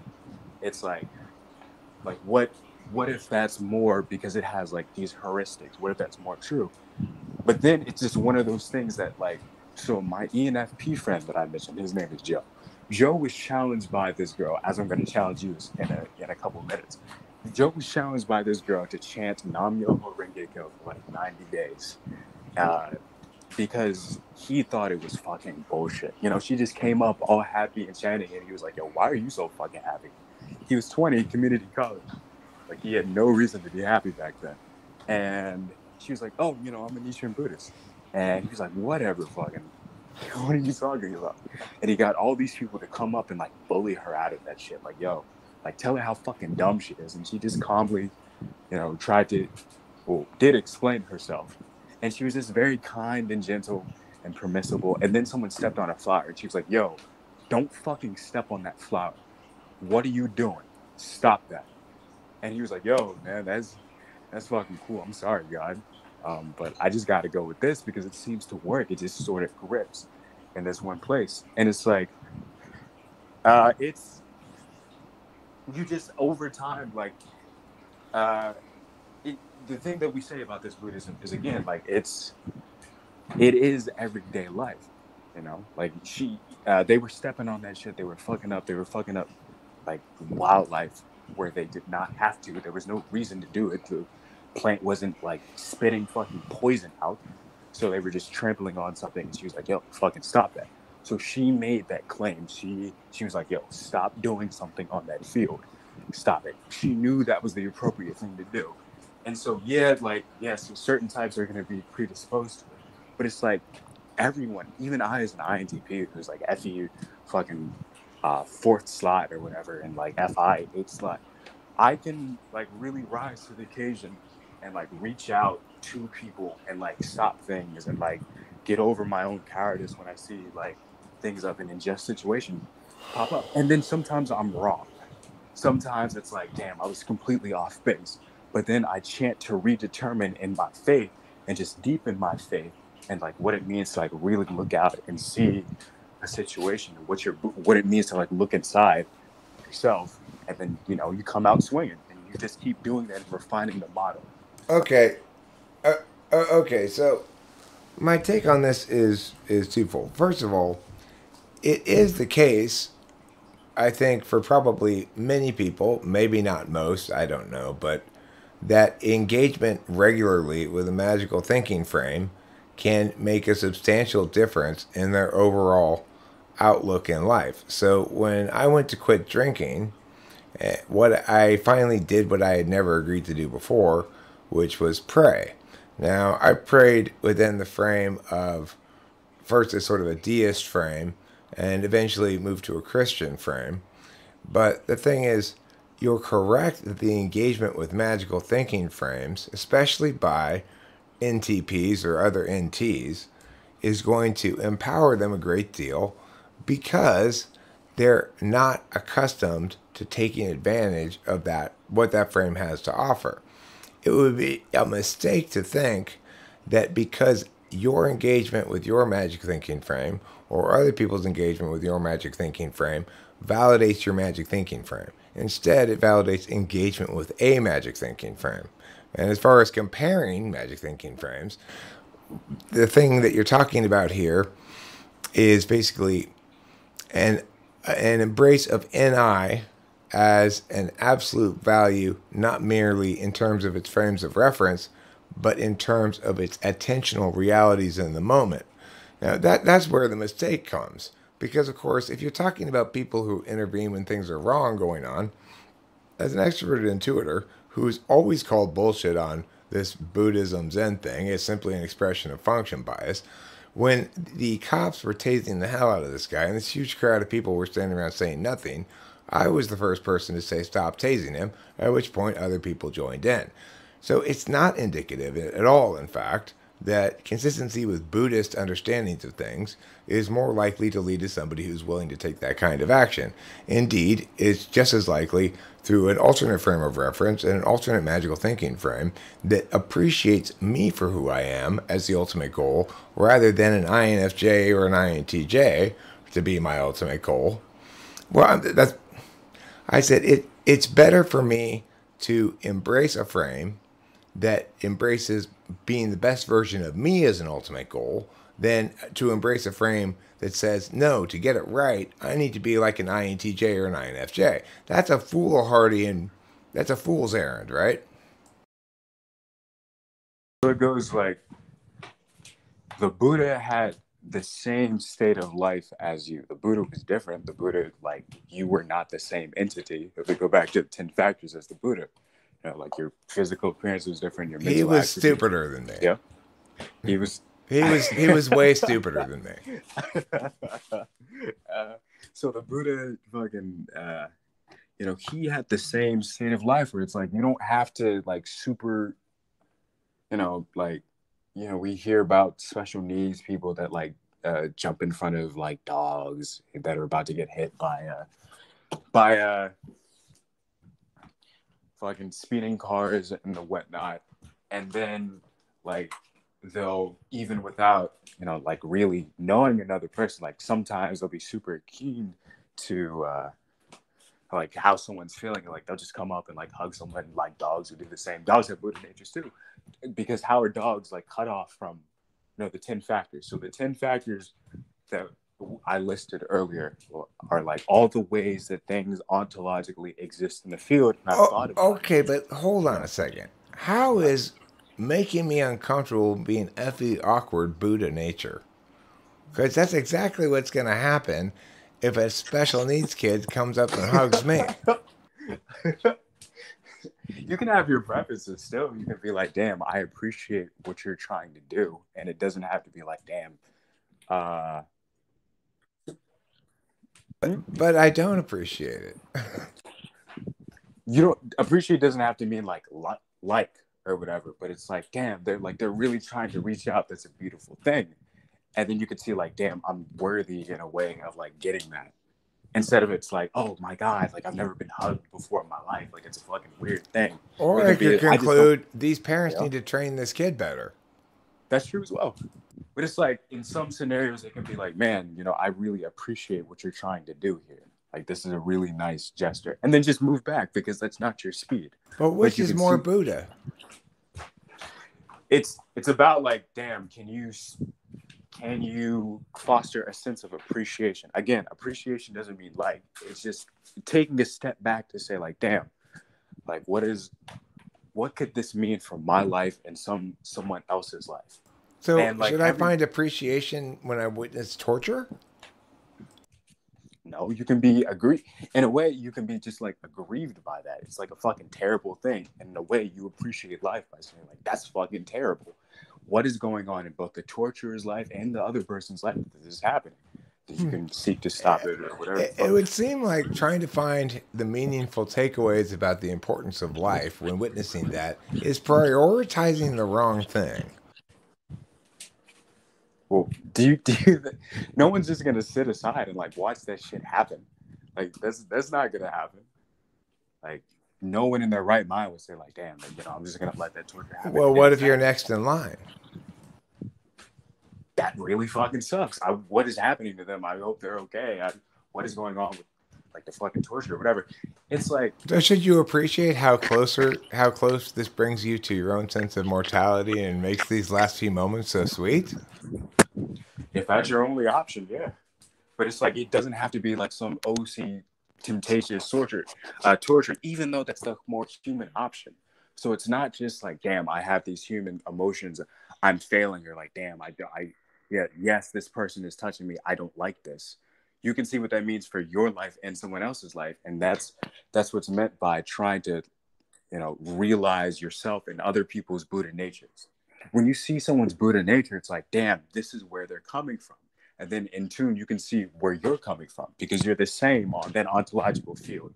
You have the same capacity for internal cause or like determination that can be affected by different things in your environment.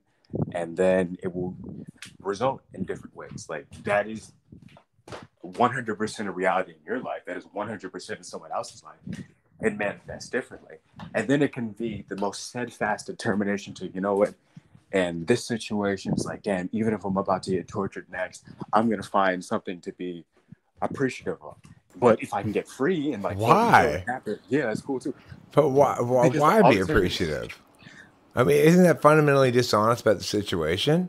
I mean, the situation, your response should be, this fucking sucks. I better come to terms with my own yeah, death here. This is very sad. I'm going to cry. If you don't do that, it's like you skipped a kind of important part in being a human being. okay. All right. So like Nichiren Daishonin, when he was talking, there were a bunch of Buddhist clans who really did not like him coming around. He was a young upstart firebrand, a Martin Luther figure. And he was about to be executed. And so he was taken to the place called Tatsuno Kuchi. and like they strung him up and they were about to slice his head off, and he was just calm. He said, if I'm going to die for the sake of the Lotus Sutra, as a voter of the Lotus Sutra, then I've done my part. It wasn't that he didn't want to live. He very much clung to his life. He was very much, he didn't want to die, but he was content. He had joy in the moments he had. He had contentment with his karma. It goes in this practice, whether we are victorious or defeated in life is determined moment to moment, but especially in our final years of life.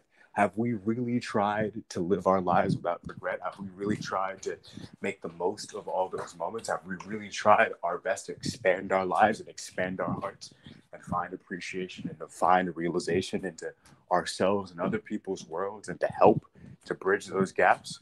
And so, yes, you have very understandably the option to just like, man, this fucking torture shit sucks.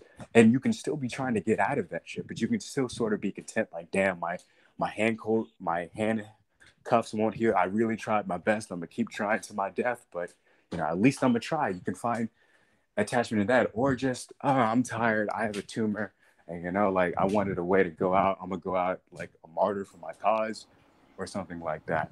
And so, like, the appreciation can mean different things to you, but it doesn't have to mean you're defeated. It doesn't have to mean you're suffering. Even though bad things are happening, you can be sad, you can be scared, but you can still say like, Nam Myoho Renge Kyo, I'm a Buddha. I'm gonna use these few moments on earth to, in a way, like spread like the knowledge of the Buddha nature, of this Buddhism to not just others, like others of mine, if they're any there, or just myself. Like, I'm gonna Nam Myoho Renge Kyo, I'm gonna absorb the Buddha nature. I would really propagate that with my life. And Okay. that's a way to not be defeated. I've got an interesting example of this from an anime I was watching earlier.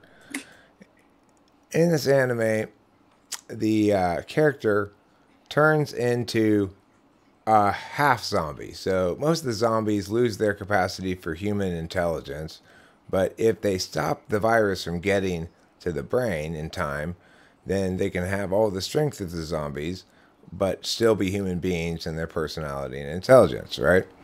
But of course, there's a lot of suspicion about these creatures, and they're riding on the train with all the people because they were allowed on the train because they saved all the people. But I forget what it was called.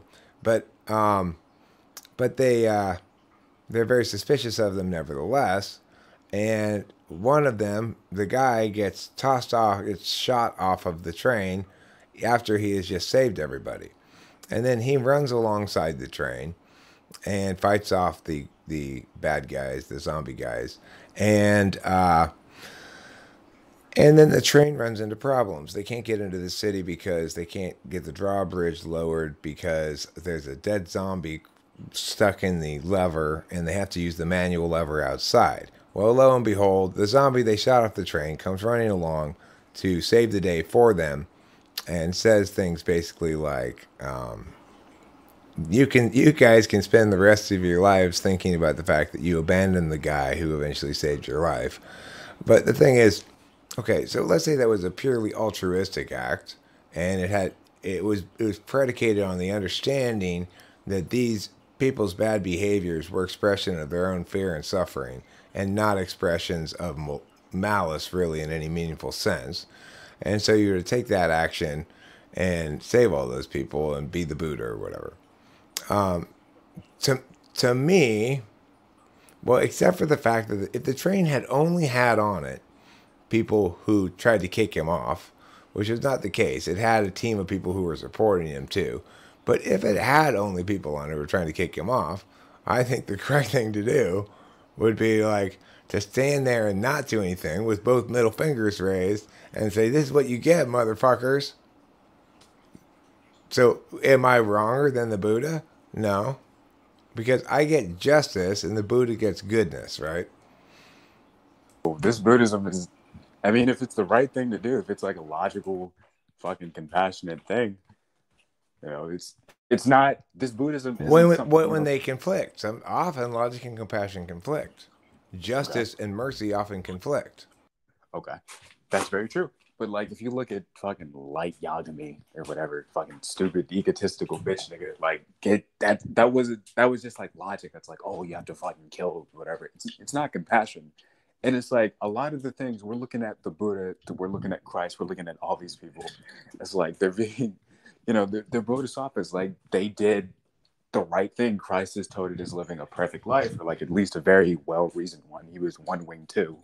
He was like a super, probably like a super genius or whatever. So I think it's easier to like do the right things for him, or like calculate, you know. But I'm sure like at some moments like he faltered or whatever. He was in the. They said Christ was tempted in the desert by the devil, and I'm sure like that sort of meant like, damn, like what if I'm not? What if I've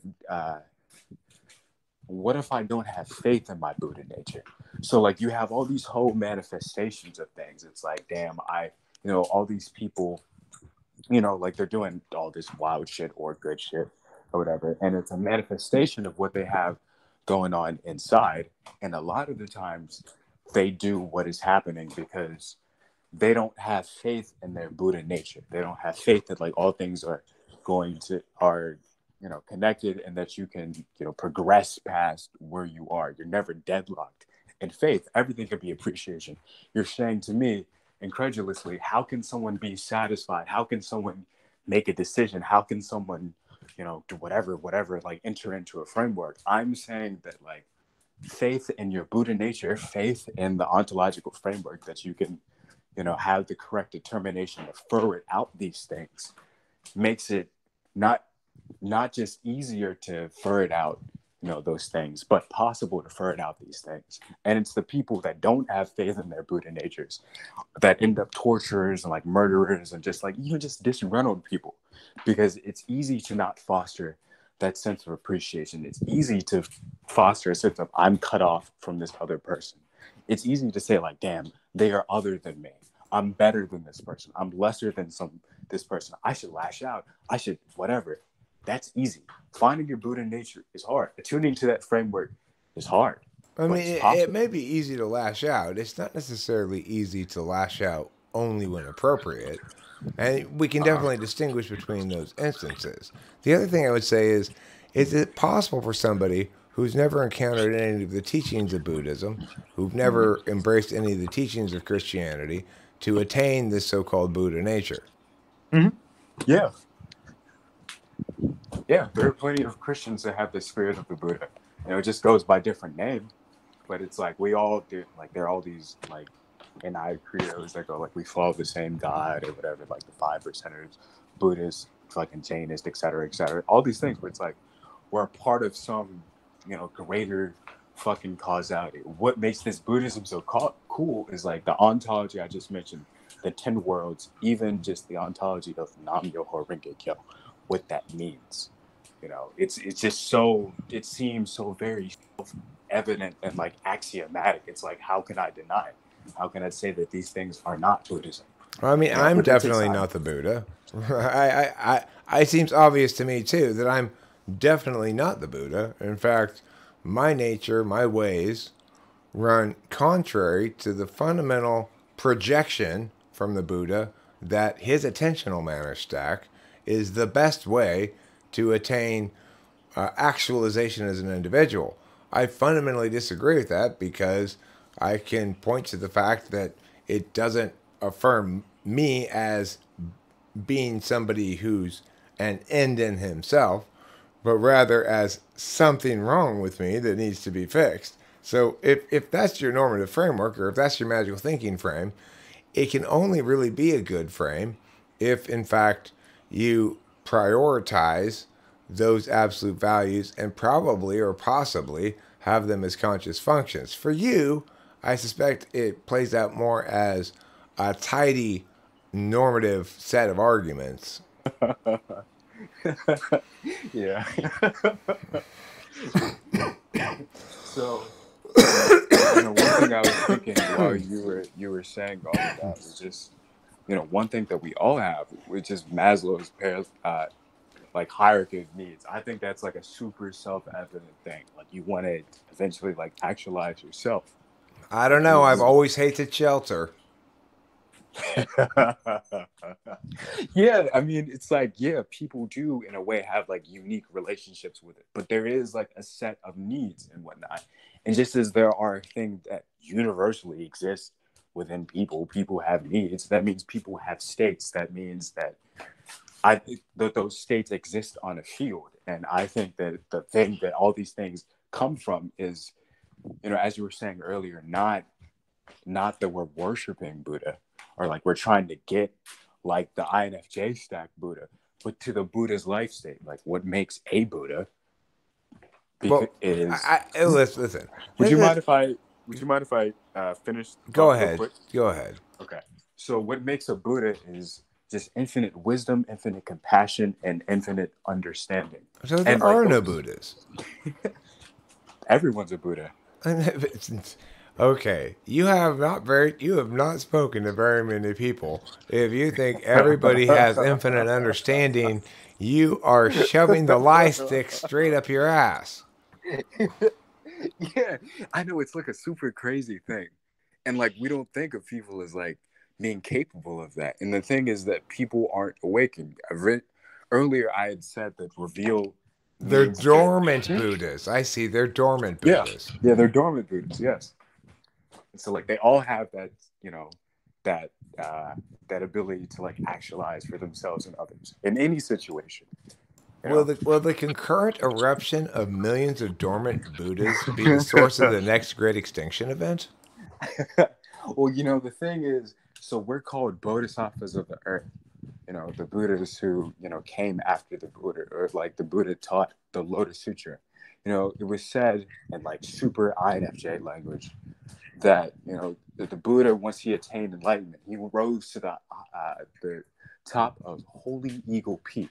And then he was surrounded by like all his disciples from like all the directions, and they were like, "Yo, man, like tell us your fucking shit." And like he taught the first half of the Lotus Sutra, and then like a bunch of people got up and left because they had their self-satisfied understanding. The first half of the Lotus Sutra sort of teaches again that the Buddhist state is, you have to get INFJ like shit, like you have to do that. That's not people's frame of reference, but then he teaches the latter half of the Lotus Sutra, and this is when the Bodhisattvas of the earth come out. He says, I've always been a Buddha. Like, I've always had that life state within me. All of you have always had that life state within you. It's not something special.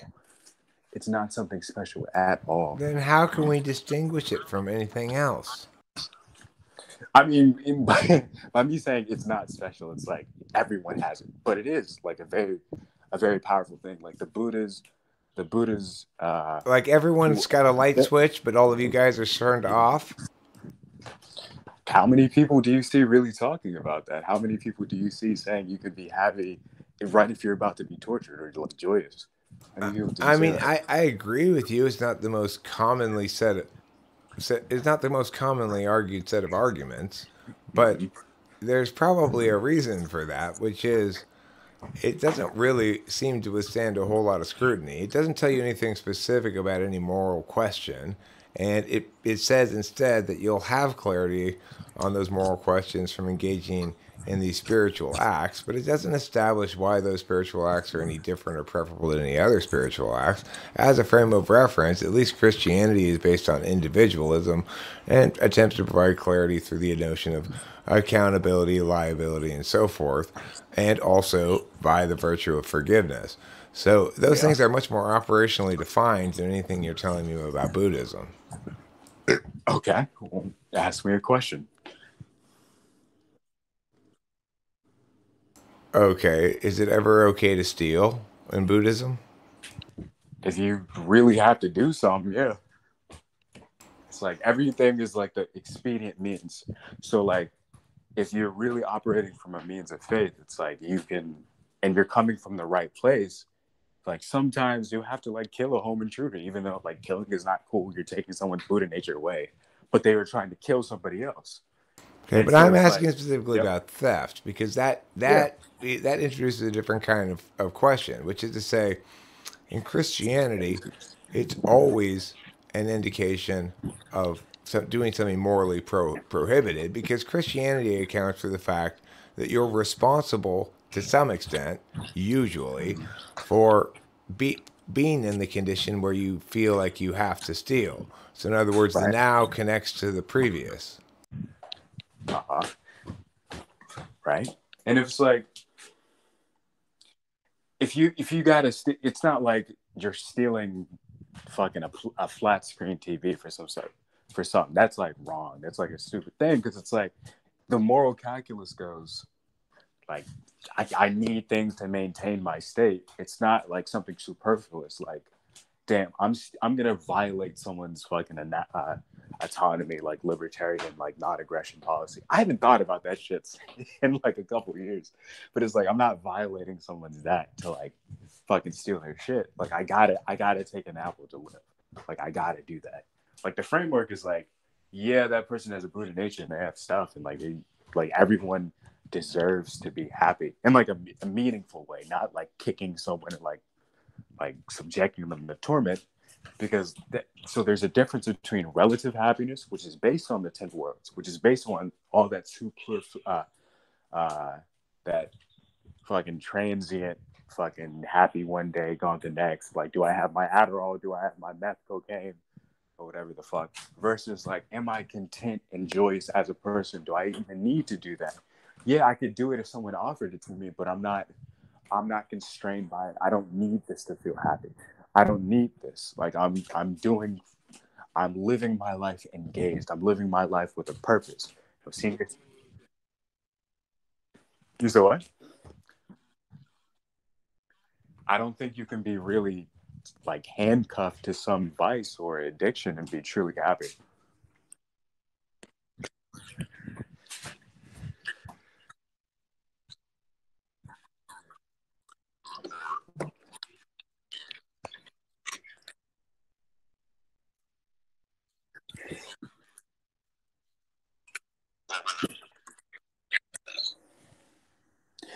If you're in a content enough place that it's like, damn, my friends want to do something, I'm okay with myself, I can do it too. Like, that's something you can do. Like, some people, happiness could be. That's not me. Okay. I mean, from my perspective, I have various intoxicants, head changers that I do that provide me sort of SI daily rewards that allow me to structure various goals around them and make the process of doing things incorporated with taking active measures to attend to my SI. Those measures, in a commonplace sense, in a general social mores, are often considered unhealthy because they would display habituated use of certain substances like marijuana or cigarettes or coffee or whatever else. And that in general in society has been viewed as physically unhealthy. Of course, that doesn't make it an unhealthy expression of self. Uh, I mean, some people can, so a Buddhist in the last, I don't know, damn, like fucking 60 years or whatever. Not that the time really matters, but he lived like 60 years ago. And he was so content with himself. Like, he had a routine where it's just to express his happiness during meetings. Like, in the cut, he would just quietly drink his sake. Like, that was it. That was his relationship with it. And some people, their karma is to just be alcoholics. They cannot do that. So it really does depend. It's like a very fluid but framework of, does this bring out my Buddha nature? Does this help? Does this help improve my relationship with myself? Does this help improve my relationship with others? What if it's unrelated? What if it's just like, what do you mean? Well, I mean, what if my consumption of marijuana and cigarettes and stuff on a regular basis is completely unrelated to my Buddha nature? It's not. Everything is it. I mean, you're doing it on an ontological field, and like the ontological field is like, there's cause and effect. It's like your Buddha nature is like entwined with it for like forever. So what's not part of my Buddha nature? Everything. So then the term doesn't mean anything. It's like saying go up. Remember, every direction is up. Right. So what are you gonna do? Go every direction? I mean, of course, like you still have your physical form. Like there is, so this Buddhism is non-duality and duality. The non-duality is like when you have the infinite plane that is the Buddha nature, and then the duality is, I'm Joshua, you're Eric. We're talking on the phone. We don't have telepathy right now, but we're connected by cause and effect. But Right now, I called you. what makes holistic irreducible truths preferable inherently to reducible truths? Can you repeat that? Well, you keep appealing to the broader whole, right? Yeah. That may or may Okay. The not Buddha that may nature. not actually reduce in the way that normally things would. So you're saying it includes Right. everything, which Yeah. means you basically can't reduce it in any meaningful way that you can do deductive stuff with it. So what makes that kind of synergistic whole preferable to the kind of wholes that you can deductively draw conclusions about? I guess it's like it doesn't. It's not some ether. It's not some. We were talking about like the ESTJ, like blindness. It's like how can these things be, fucking linked or whatever? Like how can they? Or and then you just make up something that's like divorced from reality because you just want your understanding. But the Buddha nature is like a flexible spirit, a pure heart, and an open mind. And so it's not. We sometimes want those confirmations, like we want that whatever, we want to just hate that person. I just read this story on Reddit where it's like this guy was sitting next to this exchange student who would put the exchange student would put shit on his desk where the guy would sit like every day, and like the guy was fucking pissed. He was just growing more irritated until he talked to the guy, and the guy was a foreign exchange student. He was like, yo, I put this stuff here to like so no one sits in your spot because you're my buddy or whatever. And then the guy was like, oh my goodness, like that, like, oh, I never could have thought. Both of those people have a Buddha nature. That person was understandably right to be pissed. I'd be pissed if someone put shit on put shit right there. And like I try to chant often. Like I have faith in my Buddha nature. I really do see it. So But it is took my understanding of Buddha yep. nature just as valid as the one you're explaining, even when it's directly contradictory to it, because it's an expression of what everybody has, Buddha nature? Can you speak about that a little bit more? I'm not sure what you're asking. Well, let's say I were to ascribe, if I were to take the umbrella term Buddha nature that you provided, which basically expresses a variety of general terms that comprise societal goods that most people agree upon. Okay, now if I were to take that definition and let's see if I can recapture my train of thought here. If I were to take that definition and if I were to take that definition and point out that the upholding of those same norms can be equally achieved with a non-observational first approach, would that invalidate the basic underlying principles of Buddhism? Or even though it contradicts basically what I've heard about it in the first place, or would it just be expressive of the infinite variability of things that qualify as Buddha nature? Okay, I'm sorry. Earlier I should have said like Nam Myoho Renge Kyo. Everything is Nam Myoho Renge Kyo. Everything is the causal effect. And it's like you see all of those things you see them connected through your Buddha nature, or whatever. But just to answer your question, in a way, like all these things are Buddhist. Like all these things like have actually like every oh damn, it goes back. Like everything is reflective of the 10 factors. Everything is either has the 10 factors, and then if it has the 10 factors, it's like it has the 10 worlds because it can be, I guess this Buddhism is very pantheist. Okay, so listen, I get it. You Yep. can frame anything through one of these 10 factors, which function as frames of reference through Right. which each given behavior you describe could be converted into the units of one of these 10 things, basically. Right? Okay. So then why those 10 things and not some other 10 things? I don't know. It just seems very succinct. I don't know. I've never found anything more succinct.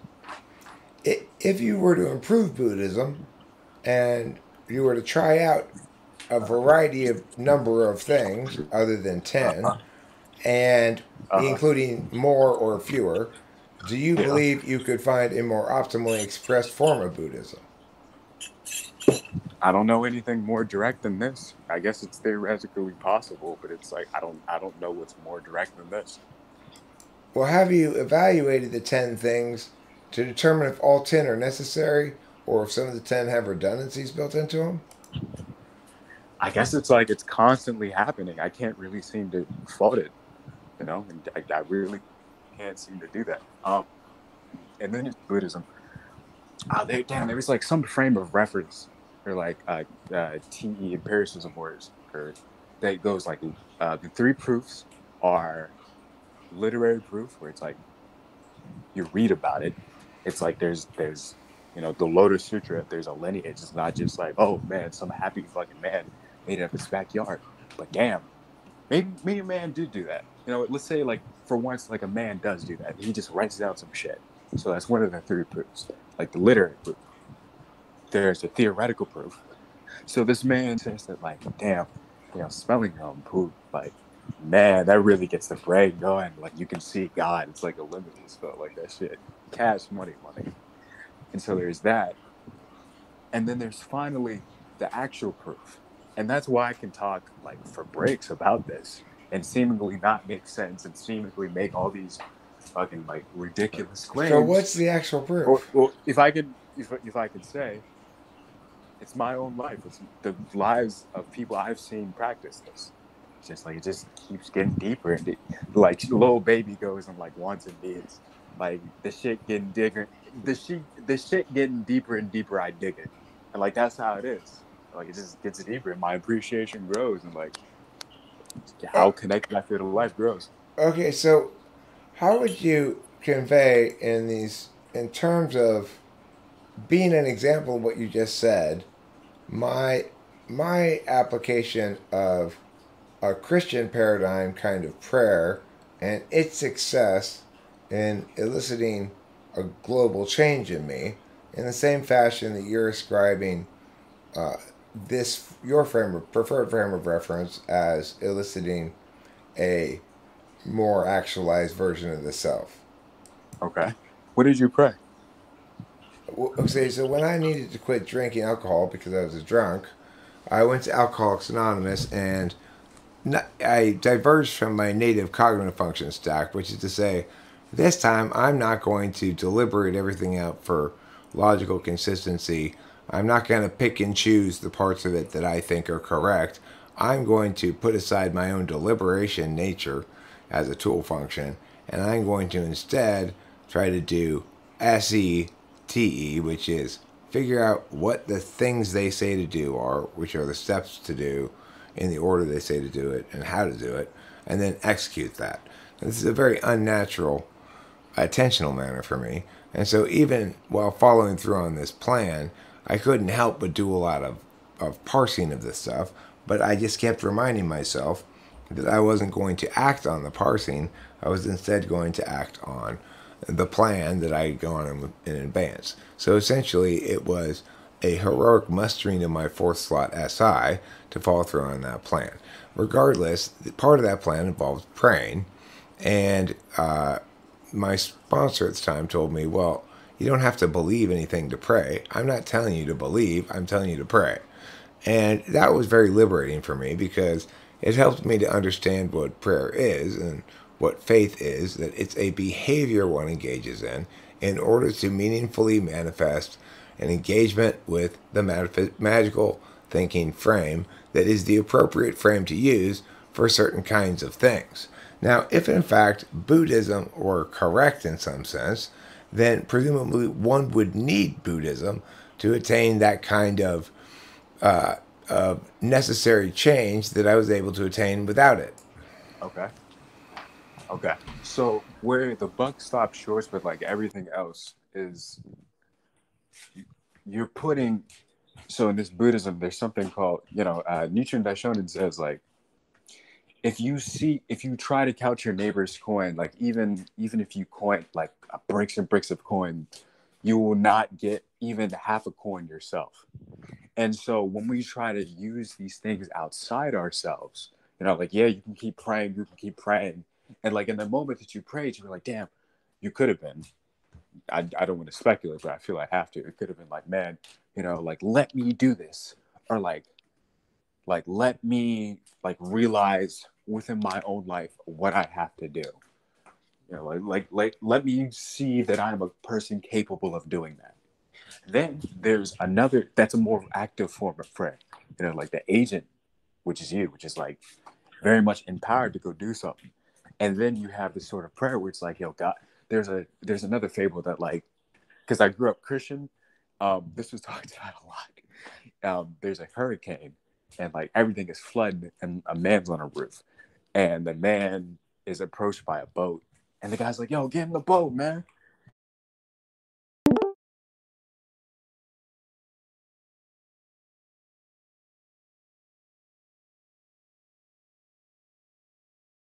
Hello?